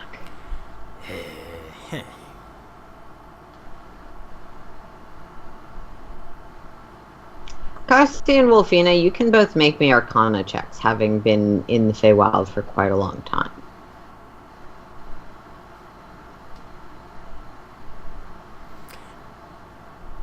And Ragnar wants to look at this individual. Mm-hmm. He's going to use... I think this will actually help, which is amazing because it very rarely comes up. He's going to Never use... mind, neither of you know. Nope. Sorry. Nope.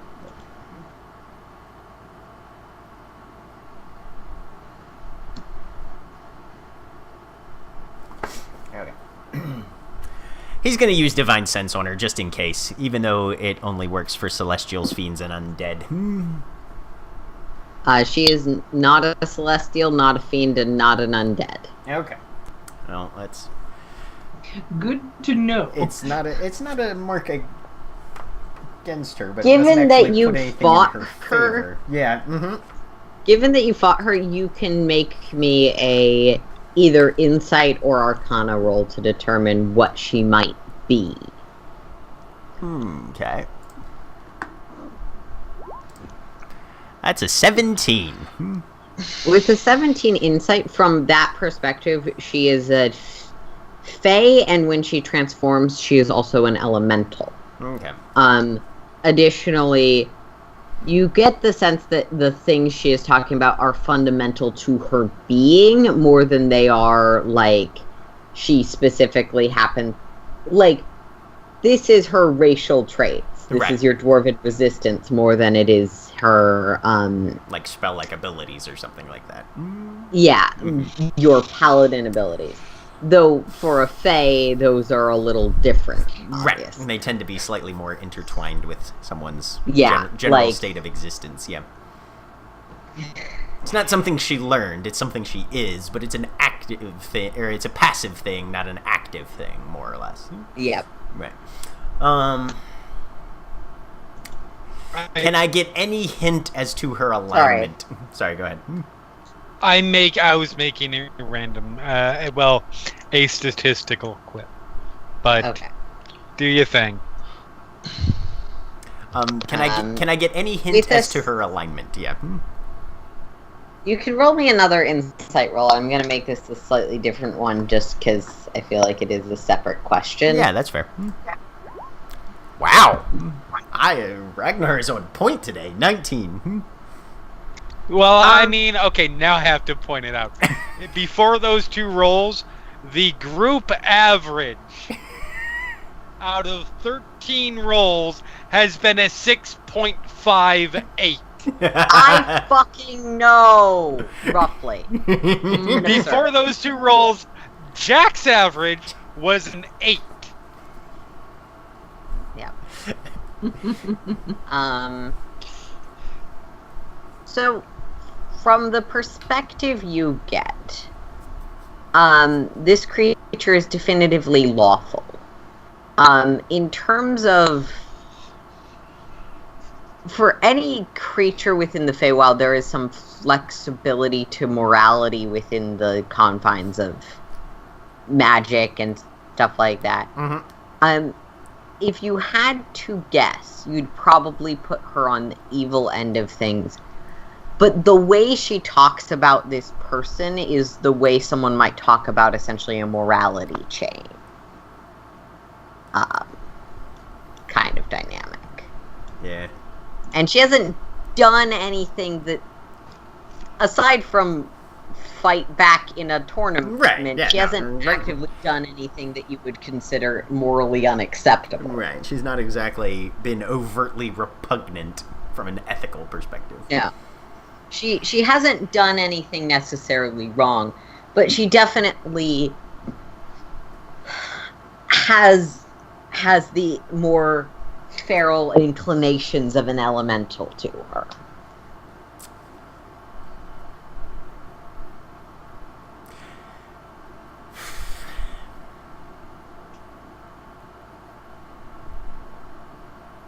Well, given the details,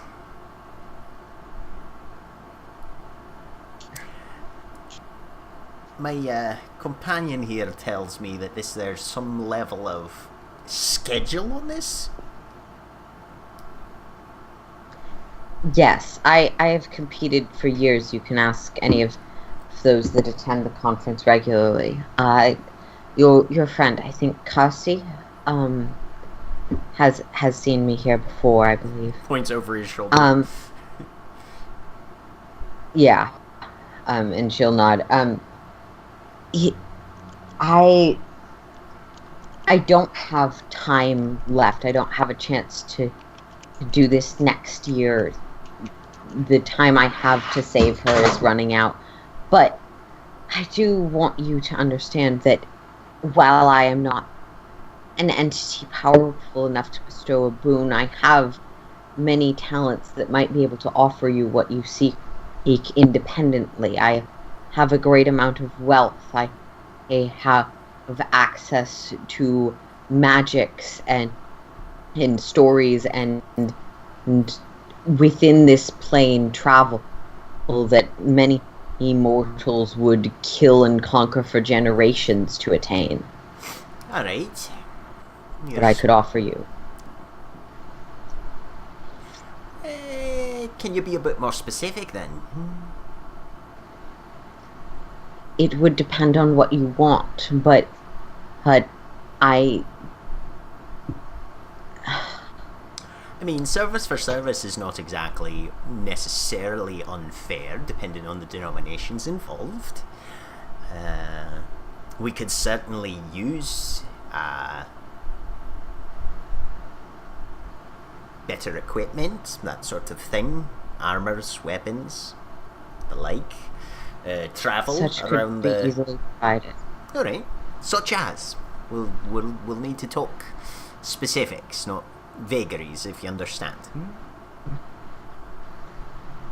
In terms of weapons, armor, that sort of thing, I could, in exchange for the boon, provide an equivalent amount of equivalently powerful equipment to what I know the the dragons would offer, or have offered to previous contestants as their boon.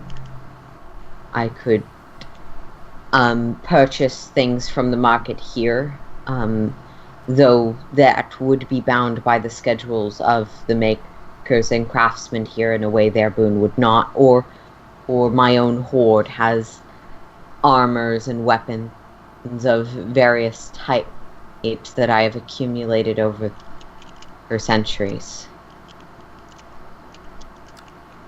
Well, It would be an equivalent amount, but would not necessarily be of the same consistency that you find here. So, different thematic elements and functionality than we'd find here, but of commensurate value. Alright. Yes. Alright.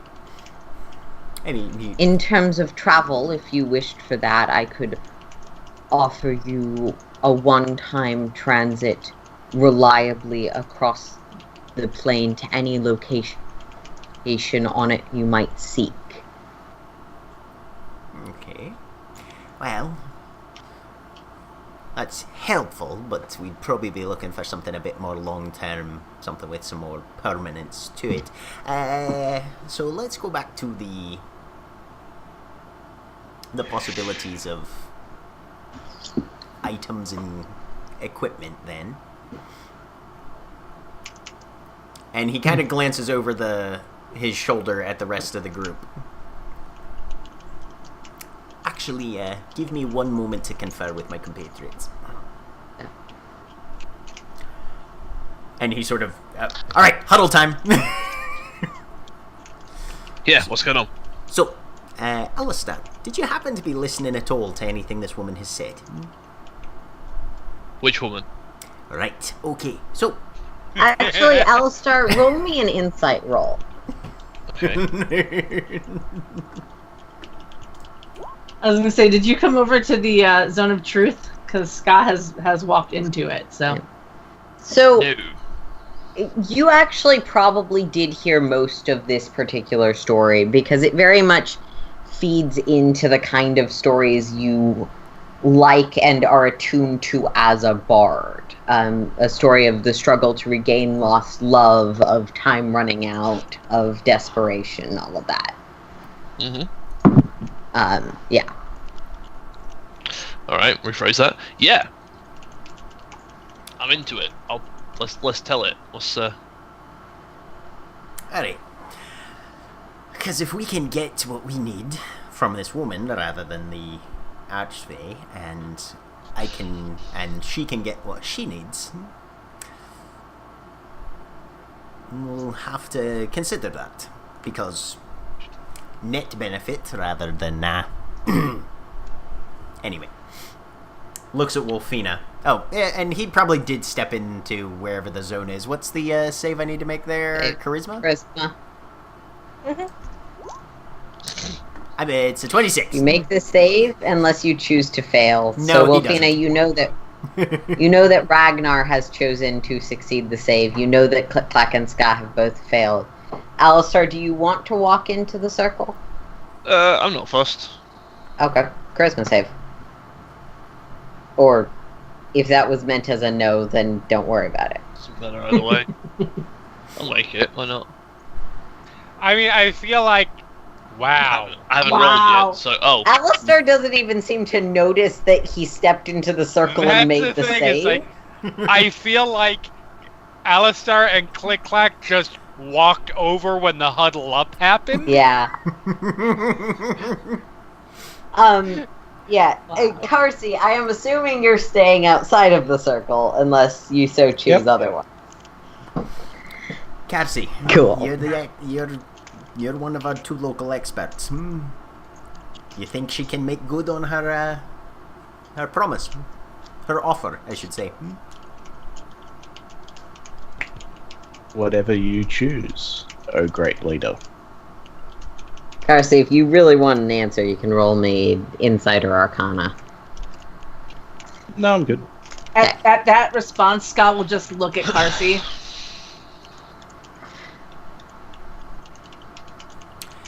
Fair enough. Alright. Let me think on how to best do this then. Wolfina, you've spent enough time around Faye. If you want to get her into the circle, the only way to do it without tricking her is probably to make that a contingent of the deal. Like, we'll give you the boon under the condition that you agree to give us these things in the circle. I will be quite blunt. People who willfully choose to hide things instead of simply keeping their mouth shut are suspicious to me. Alright, so what about this? The boon is awarded tomorrow morning. If she can take us to the Horde and grant us what we would consider a valuable enough collection of helpful enchanted items, I will promise her that on the morrow, when they ask what the boon is to be, I will transfer it to her. If she cannot meet those requirements before the boon is offered, we take it for ourselves to use as we see fit. Does it sound like something that would fit with the principles and rules that the Feywild imposes on bargains and deals and commitments and that sort of thing? Does it? Yeah. So he will go back to Syl. Alright. Cell would be closer, but sorry. yeah. Alright, so here's what we've decided. The boon is to be awarded tomorrow morning, and we will have to be present. I will have to be present to answer the summons. If between now and then you can put into our hands items that we consider to be equivalent to the value of this boon that I've earned, at least one item per individual present here, when I answer the summons tomorrow morning, I will transfer the boon to you. If you cannot meet those conditions within that time limit, I will take possession of the boon for myself to be used as I see fit. Is that a schedule and price that you are willing to pay?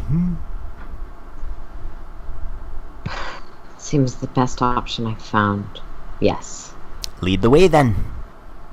Alright. And Was it she really will. necessary sorry. Dude, was it really necessary to call me a witch? That is what you are.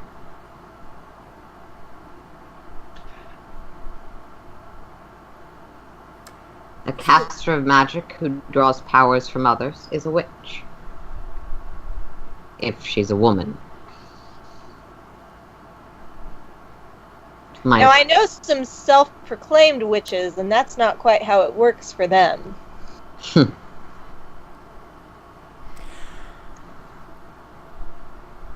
Semantics aside, let's go see if we can get this taken care of. We all know what makes a witch. They float.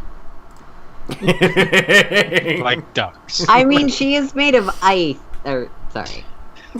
Like ducks. Mud, lead, churches. I have a character in another campaign who considers herself a witch, but she's a druid.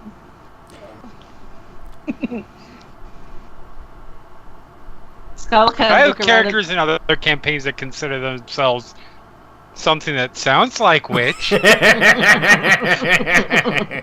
was wondering how long it would take for somebody to make that joke. I mean, Edwin's a witch now. Skull will look around the group before we walk away.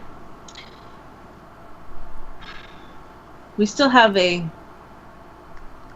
circle of truth.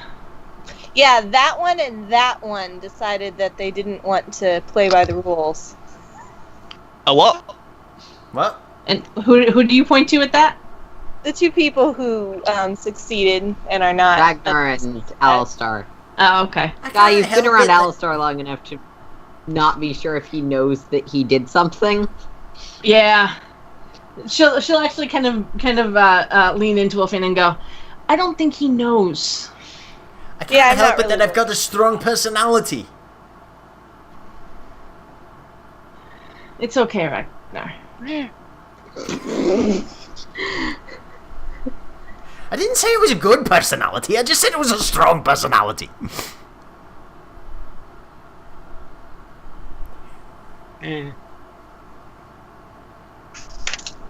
Well. Anyways, For future reference, if this comes up again, you don't have to talk while in the circle.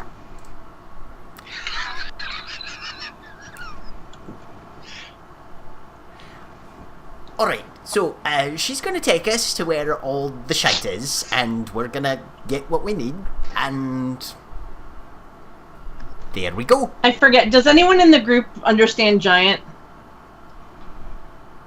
No. I don't think so, right? I don't believe anyone does anymore. Okay. Yeah. But before she steps out of the truth zone of truth, Ska will say something in giant, and then walk out. Click clack's actually gonna Ska. Yeah. And then makes a sort of flourish as in, you are about to say something. Continue speaking. Because you said, while we have this circle of truth, and then we got into a discussion of who failed. And then she said something in giant. Yes. Does it register as a truth or a lie? It would be a truth. It I has failed to that be a save. truth. I think Click Clack's sometimes implication is obvious to all of you in this instance. If you're choosing to ignore it, you're choosing to ignore it as a character. She looks at Click Clack, says something in giant, and then in Undercommon, which I know Click Clack knows. Yes. I don't know if anybody else does. She'll say, I don't think we're going to get the answers we're looking for. The people we need them from aren't in this circle.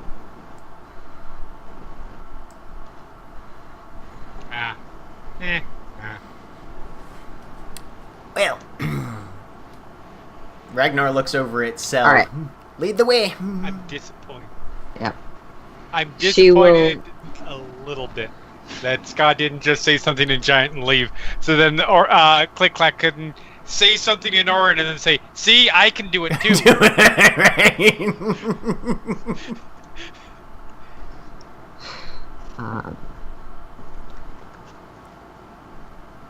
Ragnar, remind me what the specific caveat you gave her in terms of magical items is.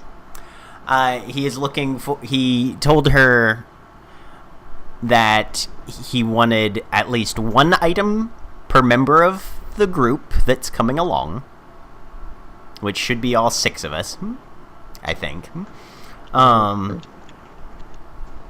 And he said he intentionally left it slightly open-ended. Items of a significant enough power that we feel is a valuable enough exchange for what we could get for this boon in this town otherwise. Alright. And if she asked for any more specifics, he would tell her that he particularly is looking for magic armor. The rest of them might want weapons or other accoutrements.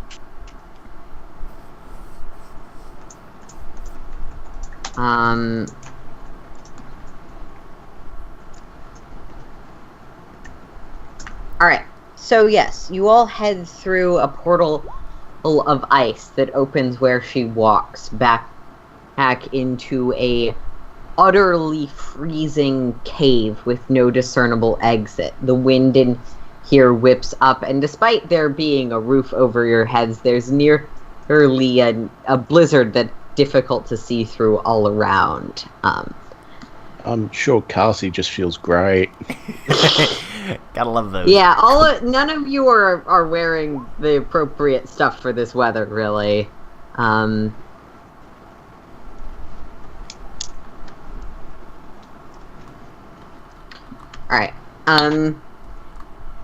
Sorry, I didn't know exactly what was going to be asked for, so I'm... No, legit.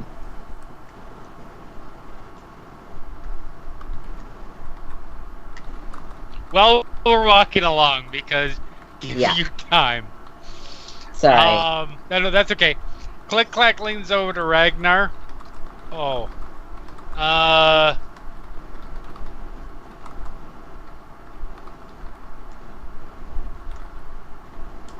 Might be... I'm a... Archfey. Has Ragnar seen the movie Psycho before? I mean, it comes with these stabby. Oh, okay. Stabby motions? Alright. Yeah, I feel like the stabby motions mean that you understand it anyways. Okay. Yeah, the friendly local puppet theater. Right. And it said, once he says it, he just, like, continues walking as if it was simply a heads up, not a permission or I need your help with. Right, just... So I feel by like the way... everyone does hear that, just for confidence. Unless you were trying to keep it... No. Alright. So, you are guided, though it's very difficult to see because technically she can blind people with this and it's just a passive ability because no one expects you to be friends with an ice maiden. So she takes you to a side of the room that is glittering with coin and various magic items, and she pulls out a bundle, seemingly selecting things.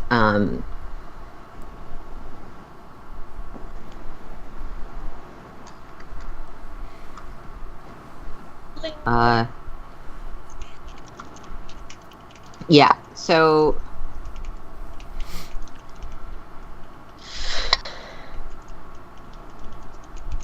I will show to you the set of items that she is offering. She is offering a bag of beans, a rod of rulership, a ring of spell storing, and specifically based on Ragnar's request, breastplate armor of frost resistance, which is +1 breastplate that resists cold damage. There's also potion of clairvoyance, potion of Grassen's form, and 8 potions of healing. Additionally, the things that are not, you can just look this up in the book, are a potion of baubles, which she describes as offering you temporarily, when you drink it, the ability to animate any baubles or small items near you and speak with them and command them. The dagger of the invisible one, while you're holding this dagger, you can cast greater invisibility on yourself twice per long rest. It has 2 charges and restores 1 charge at dawn. Sorry. Okay. And Sword of the Lost one, you can cast Scrying on it with its 1 charge, and it regains 1 charge at dawn. Are those weapons, are they a +1 or a +2 or anything like that? They're both +1 weapons. Okay. Let me take a look and see what Ragnar might consider. Maybe these are... Most of these items are fairly rare. Right. And fairly useful.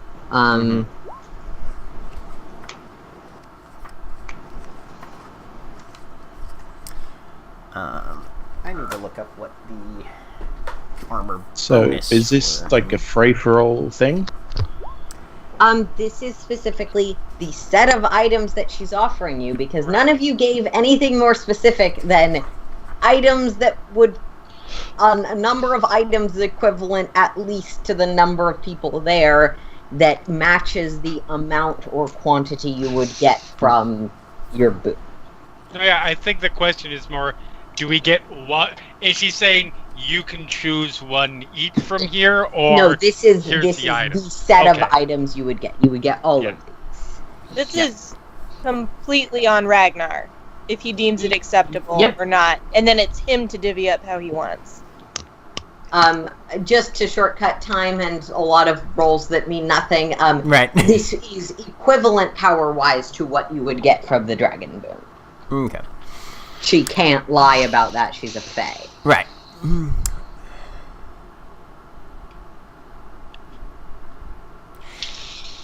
Ragnar's going to ask if she has any plate armor of that. Like he's interested in swapping out the breastplate for some full plate if she's got anything there. Hopefully at least at a +2. Yeah. Let's see. +2 armor.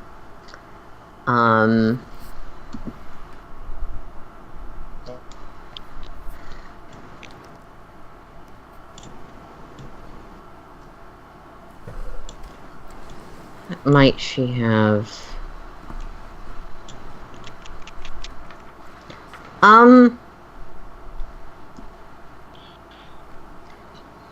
She can offer you a set of +2 Mariner's armor.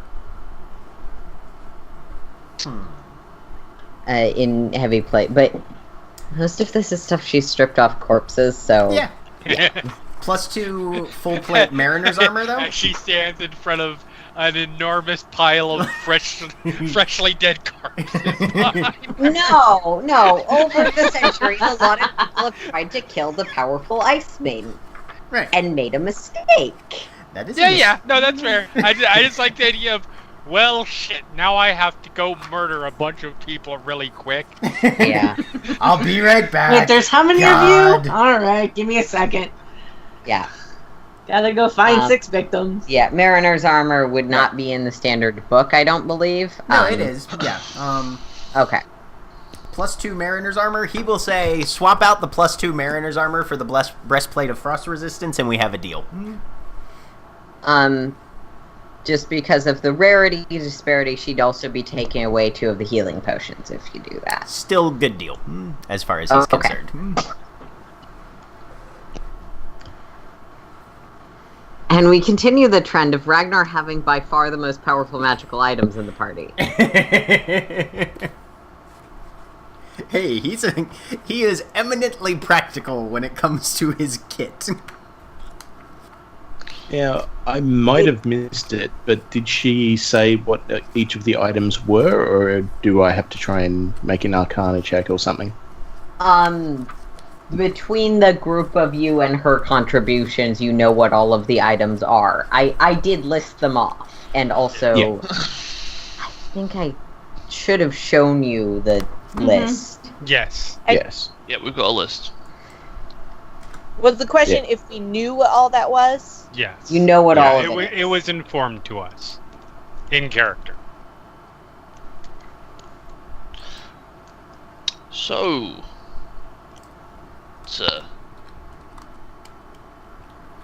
how are we doing this? Look If at this the is boss. If this is adequate, then we make the deal. If there's anyone else who would look for something more specific, that you, or actually, should direct.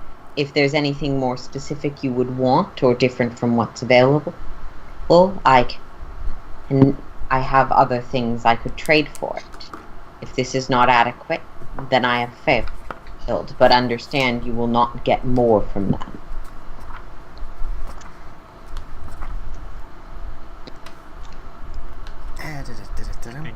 Checking a couple things. Yeah. Click Clack looks like, okay, this works. But he's not saying it because A, he can't say those specific words in that specific order, and B, he's not in charge here, and he's at least smart. He's just not wise. Right. Mm.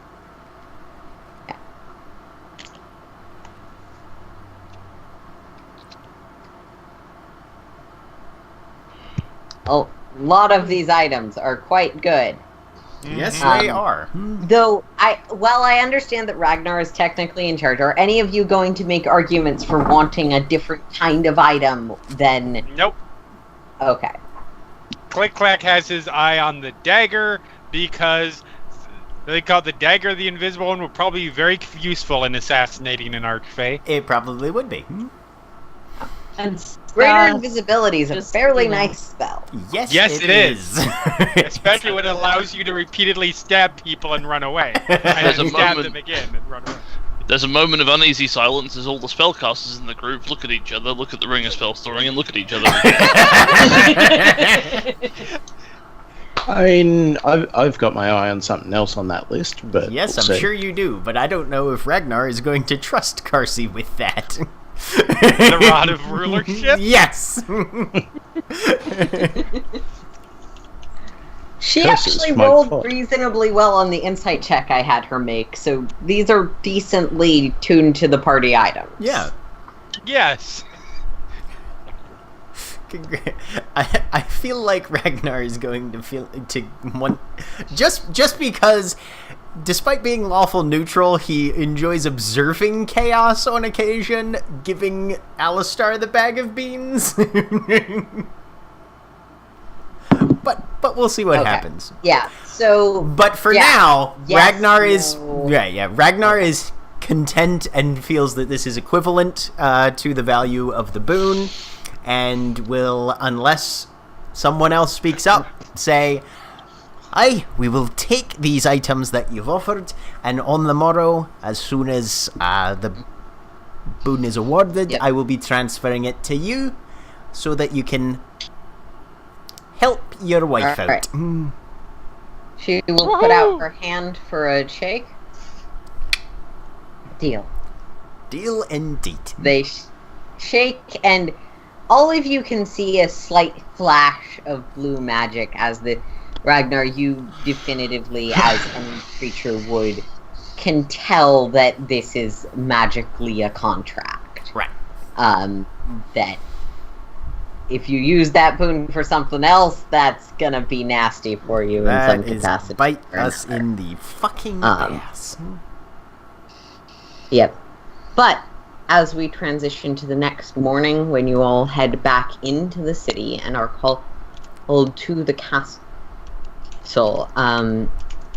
you who are led by the Silver Dragon Woman, born woman who had officiated the contest from a logistical level through several layers. You see the occasional golem walking through this part of the city, but otherwise it seems to be roped off. And eventually, in what would normally be the town square, you are confronted with two towering dragons, both of them of ancient size. And, like, you've seen these dragons before. They observed most of the tournament. And, but you realize that before you were looking at them from what you thought was decently close, but was truly quite far away. They are massive and majestic. Both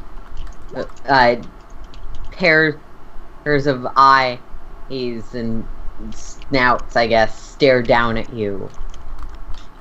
Damn! One dragon has majestic silver scales that bears slight mystical markings along the back of her wings. The other has almost a butterfly-esque appearance of green and blue, and an element of the fae to the wings, which again, butterfly moth-esque features on this greenish entity of a dragon. Not a green dragon, just a fey dragon that happens to be green.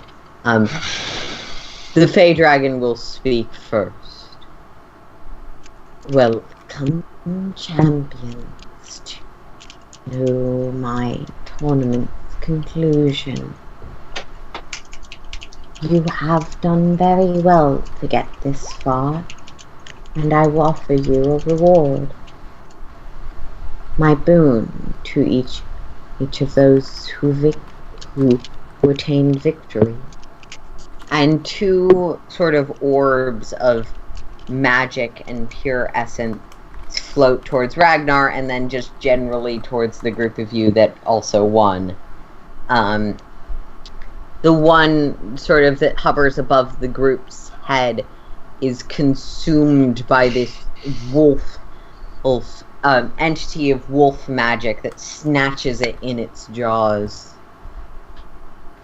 One has been delivered, and its form manifested as part of a journey home. The other, looks to Ragnar, has form yet to be decided, but I sense already know. I choose to gift my boon to the Ice Maiden Sylvan Heresy. And he would pronounce the name right, even if I get fucked it up. Again, I'm never using character name generated for fake. Yeah. Faux Irish is hard. And she'll very well. And the boon that flickers above your head will be consumed by ice. The return of a lost love from the clutches of domination. And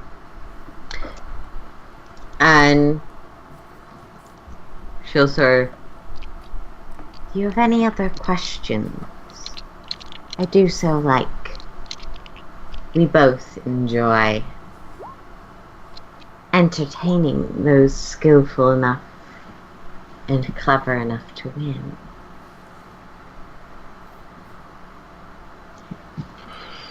I was wondering, oh great dragon, if you might grant me an additional boon.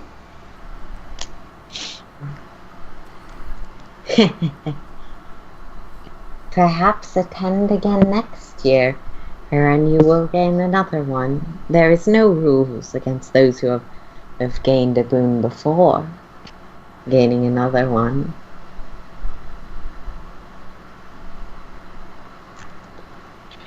perish. Click raises his hand. Actually, really quick question. Do I know the name of...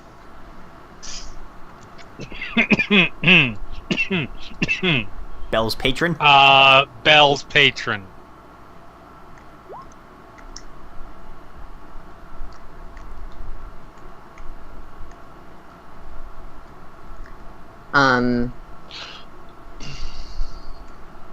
Auntie, just a general reminder of the action economy. I know we went over this several times, but...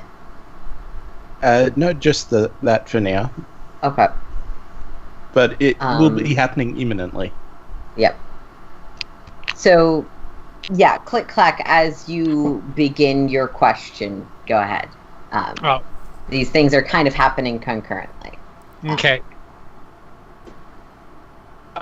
Well, first a question for you. Do I know the name of Bell's patron? No. You know that you don't know the name of Bell's patron. You know Bell referred to her patron as the Lord of Moonlight. Okay. Which is a specific enough descriptor. Yeah. Sorry, names are a thing in the Feywild, capital T. Yep. But go ahead. No, that's a sobriquet to refer to. Yeah. I got confused. A nom de plume, No, nom de fair. guerre, however we like to. Question.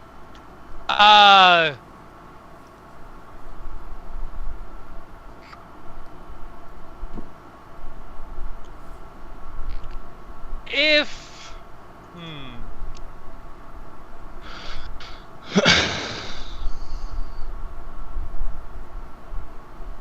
I feel like this particular word comes out in probably Alistar's voice.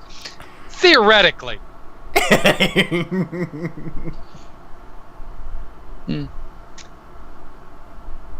If I wanted to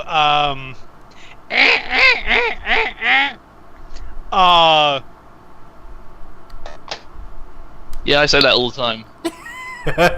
Lord, and I'm specifically using, because I'm assuming that I've heard the words Lord of and Moonlight as individual that I can use them. Yeah. So it comes out in 3 separate voices, just so it's not Bell's. Yeah. Smart. Lord of Moonlight. Shrug question mark. Alright. So, as you start to ask about how to kill the Lord of Moonlight, from beside you, Karsi sort of fizzes out of existence and disappears, casting no discernible magic as he mutters, perish.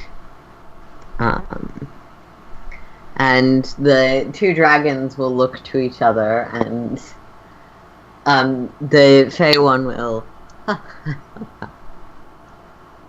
Well, dearest. The silver dragon sort of sighs, and the form collapses into the woman in armor that you saw confronting the Moon Lord previously. Okay. I hope you will not bear any ill will for those incidents previously. We do hate it when the contest causes struggle. But to kill any powerful entity, I suppose the first thing you would need is the proper equipment, training, and experience. You did quite well, but I cannot say that you are quite that powerful yourself yet. Yeah. Alright. Yeah, and around this time, Auntie just put that spell in chat.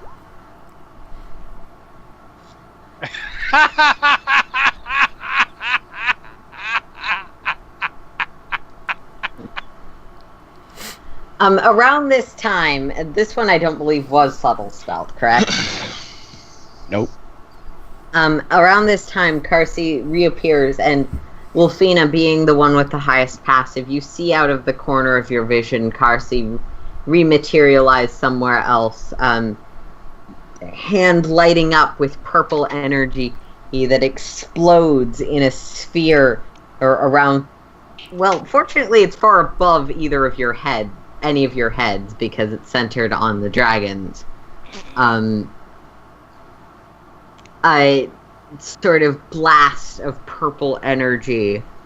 And some saves need to be made. Oh man, I was hoping Can I ask was a gonna have to question? make an intelligence Yep. save. Just to verify, we've had a long rest since. You have all had a long rest, yes. I just wanted to make sure I still had spells. Oh, good.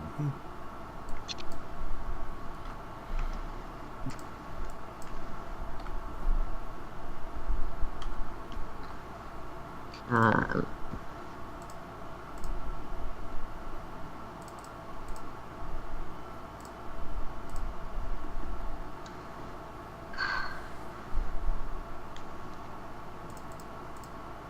Stop it, Monster Manual. How dare you show me the Ancient Silver Dragon character sheet as an empty player character sheet?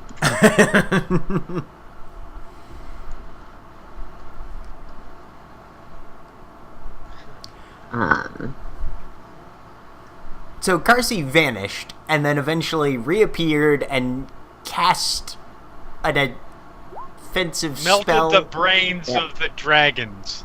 What's your save DC, Karsi? 14. Okay. Tried to melt the brains of the dragons. Yeah, so this purple magic goes off. And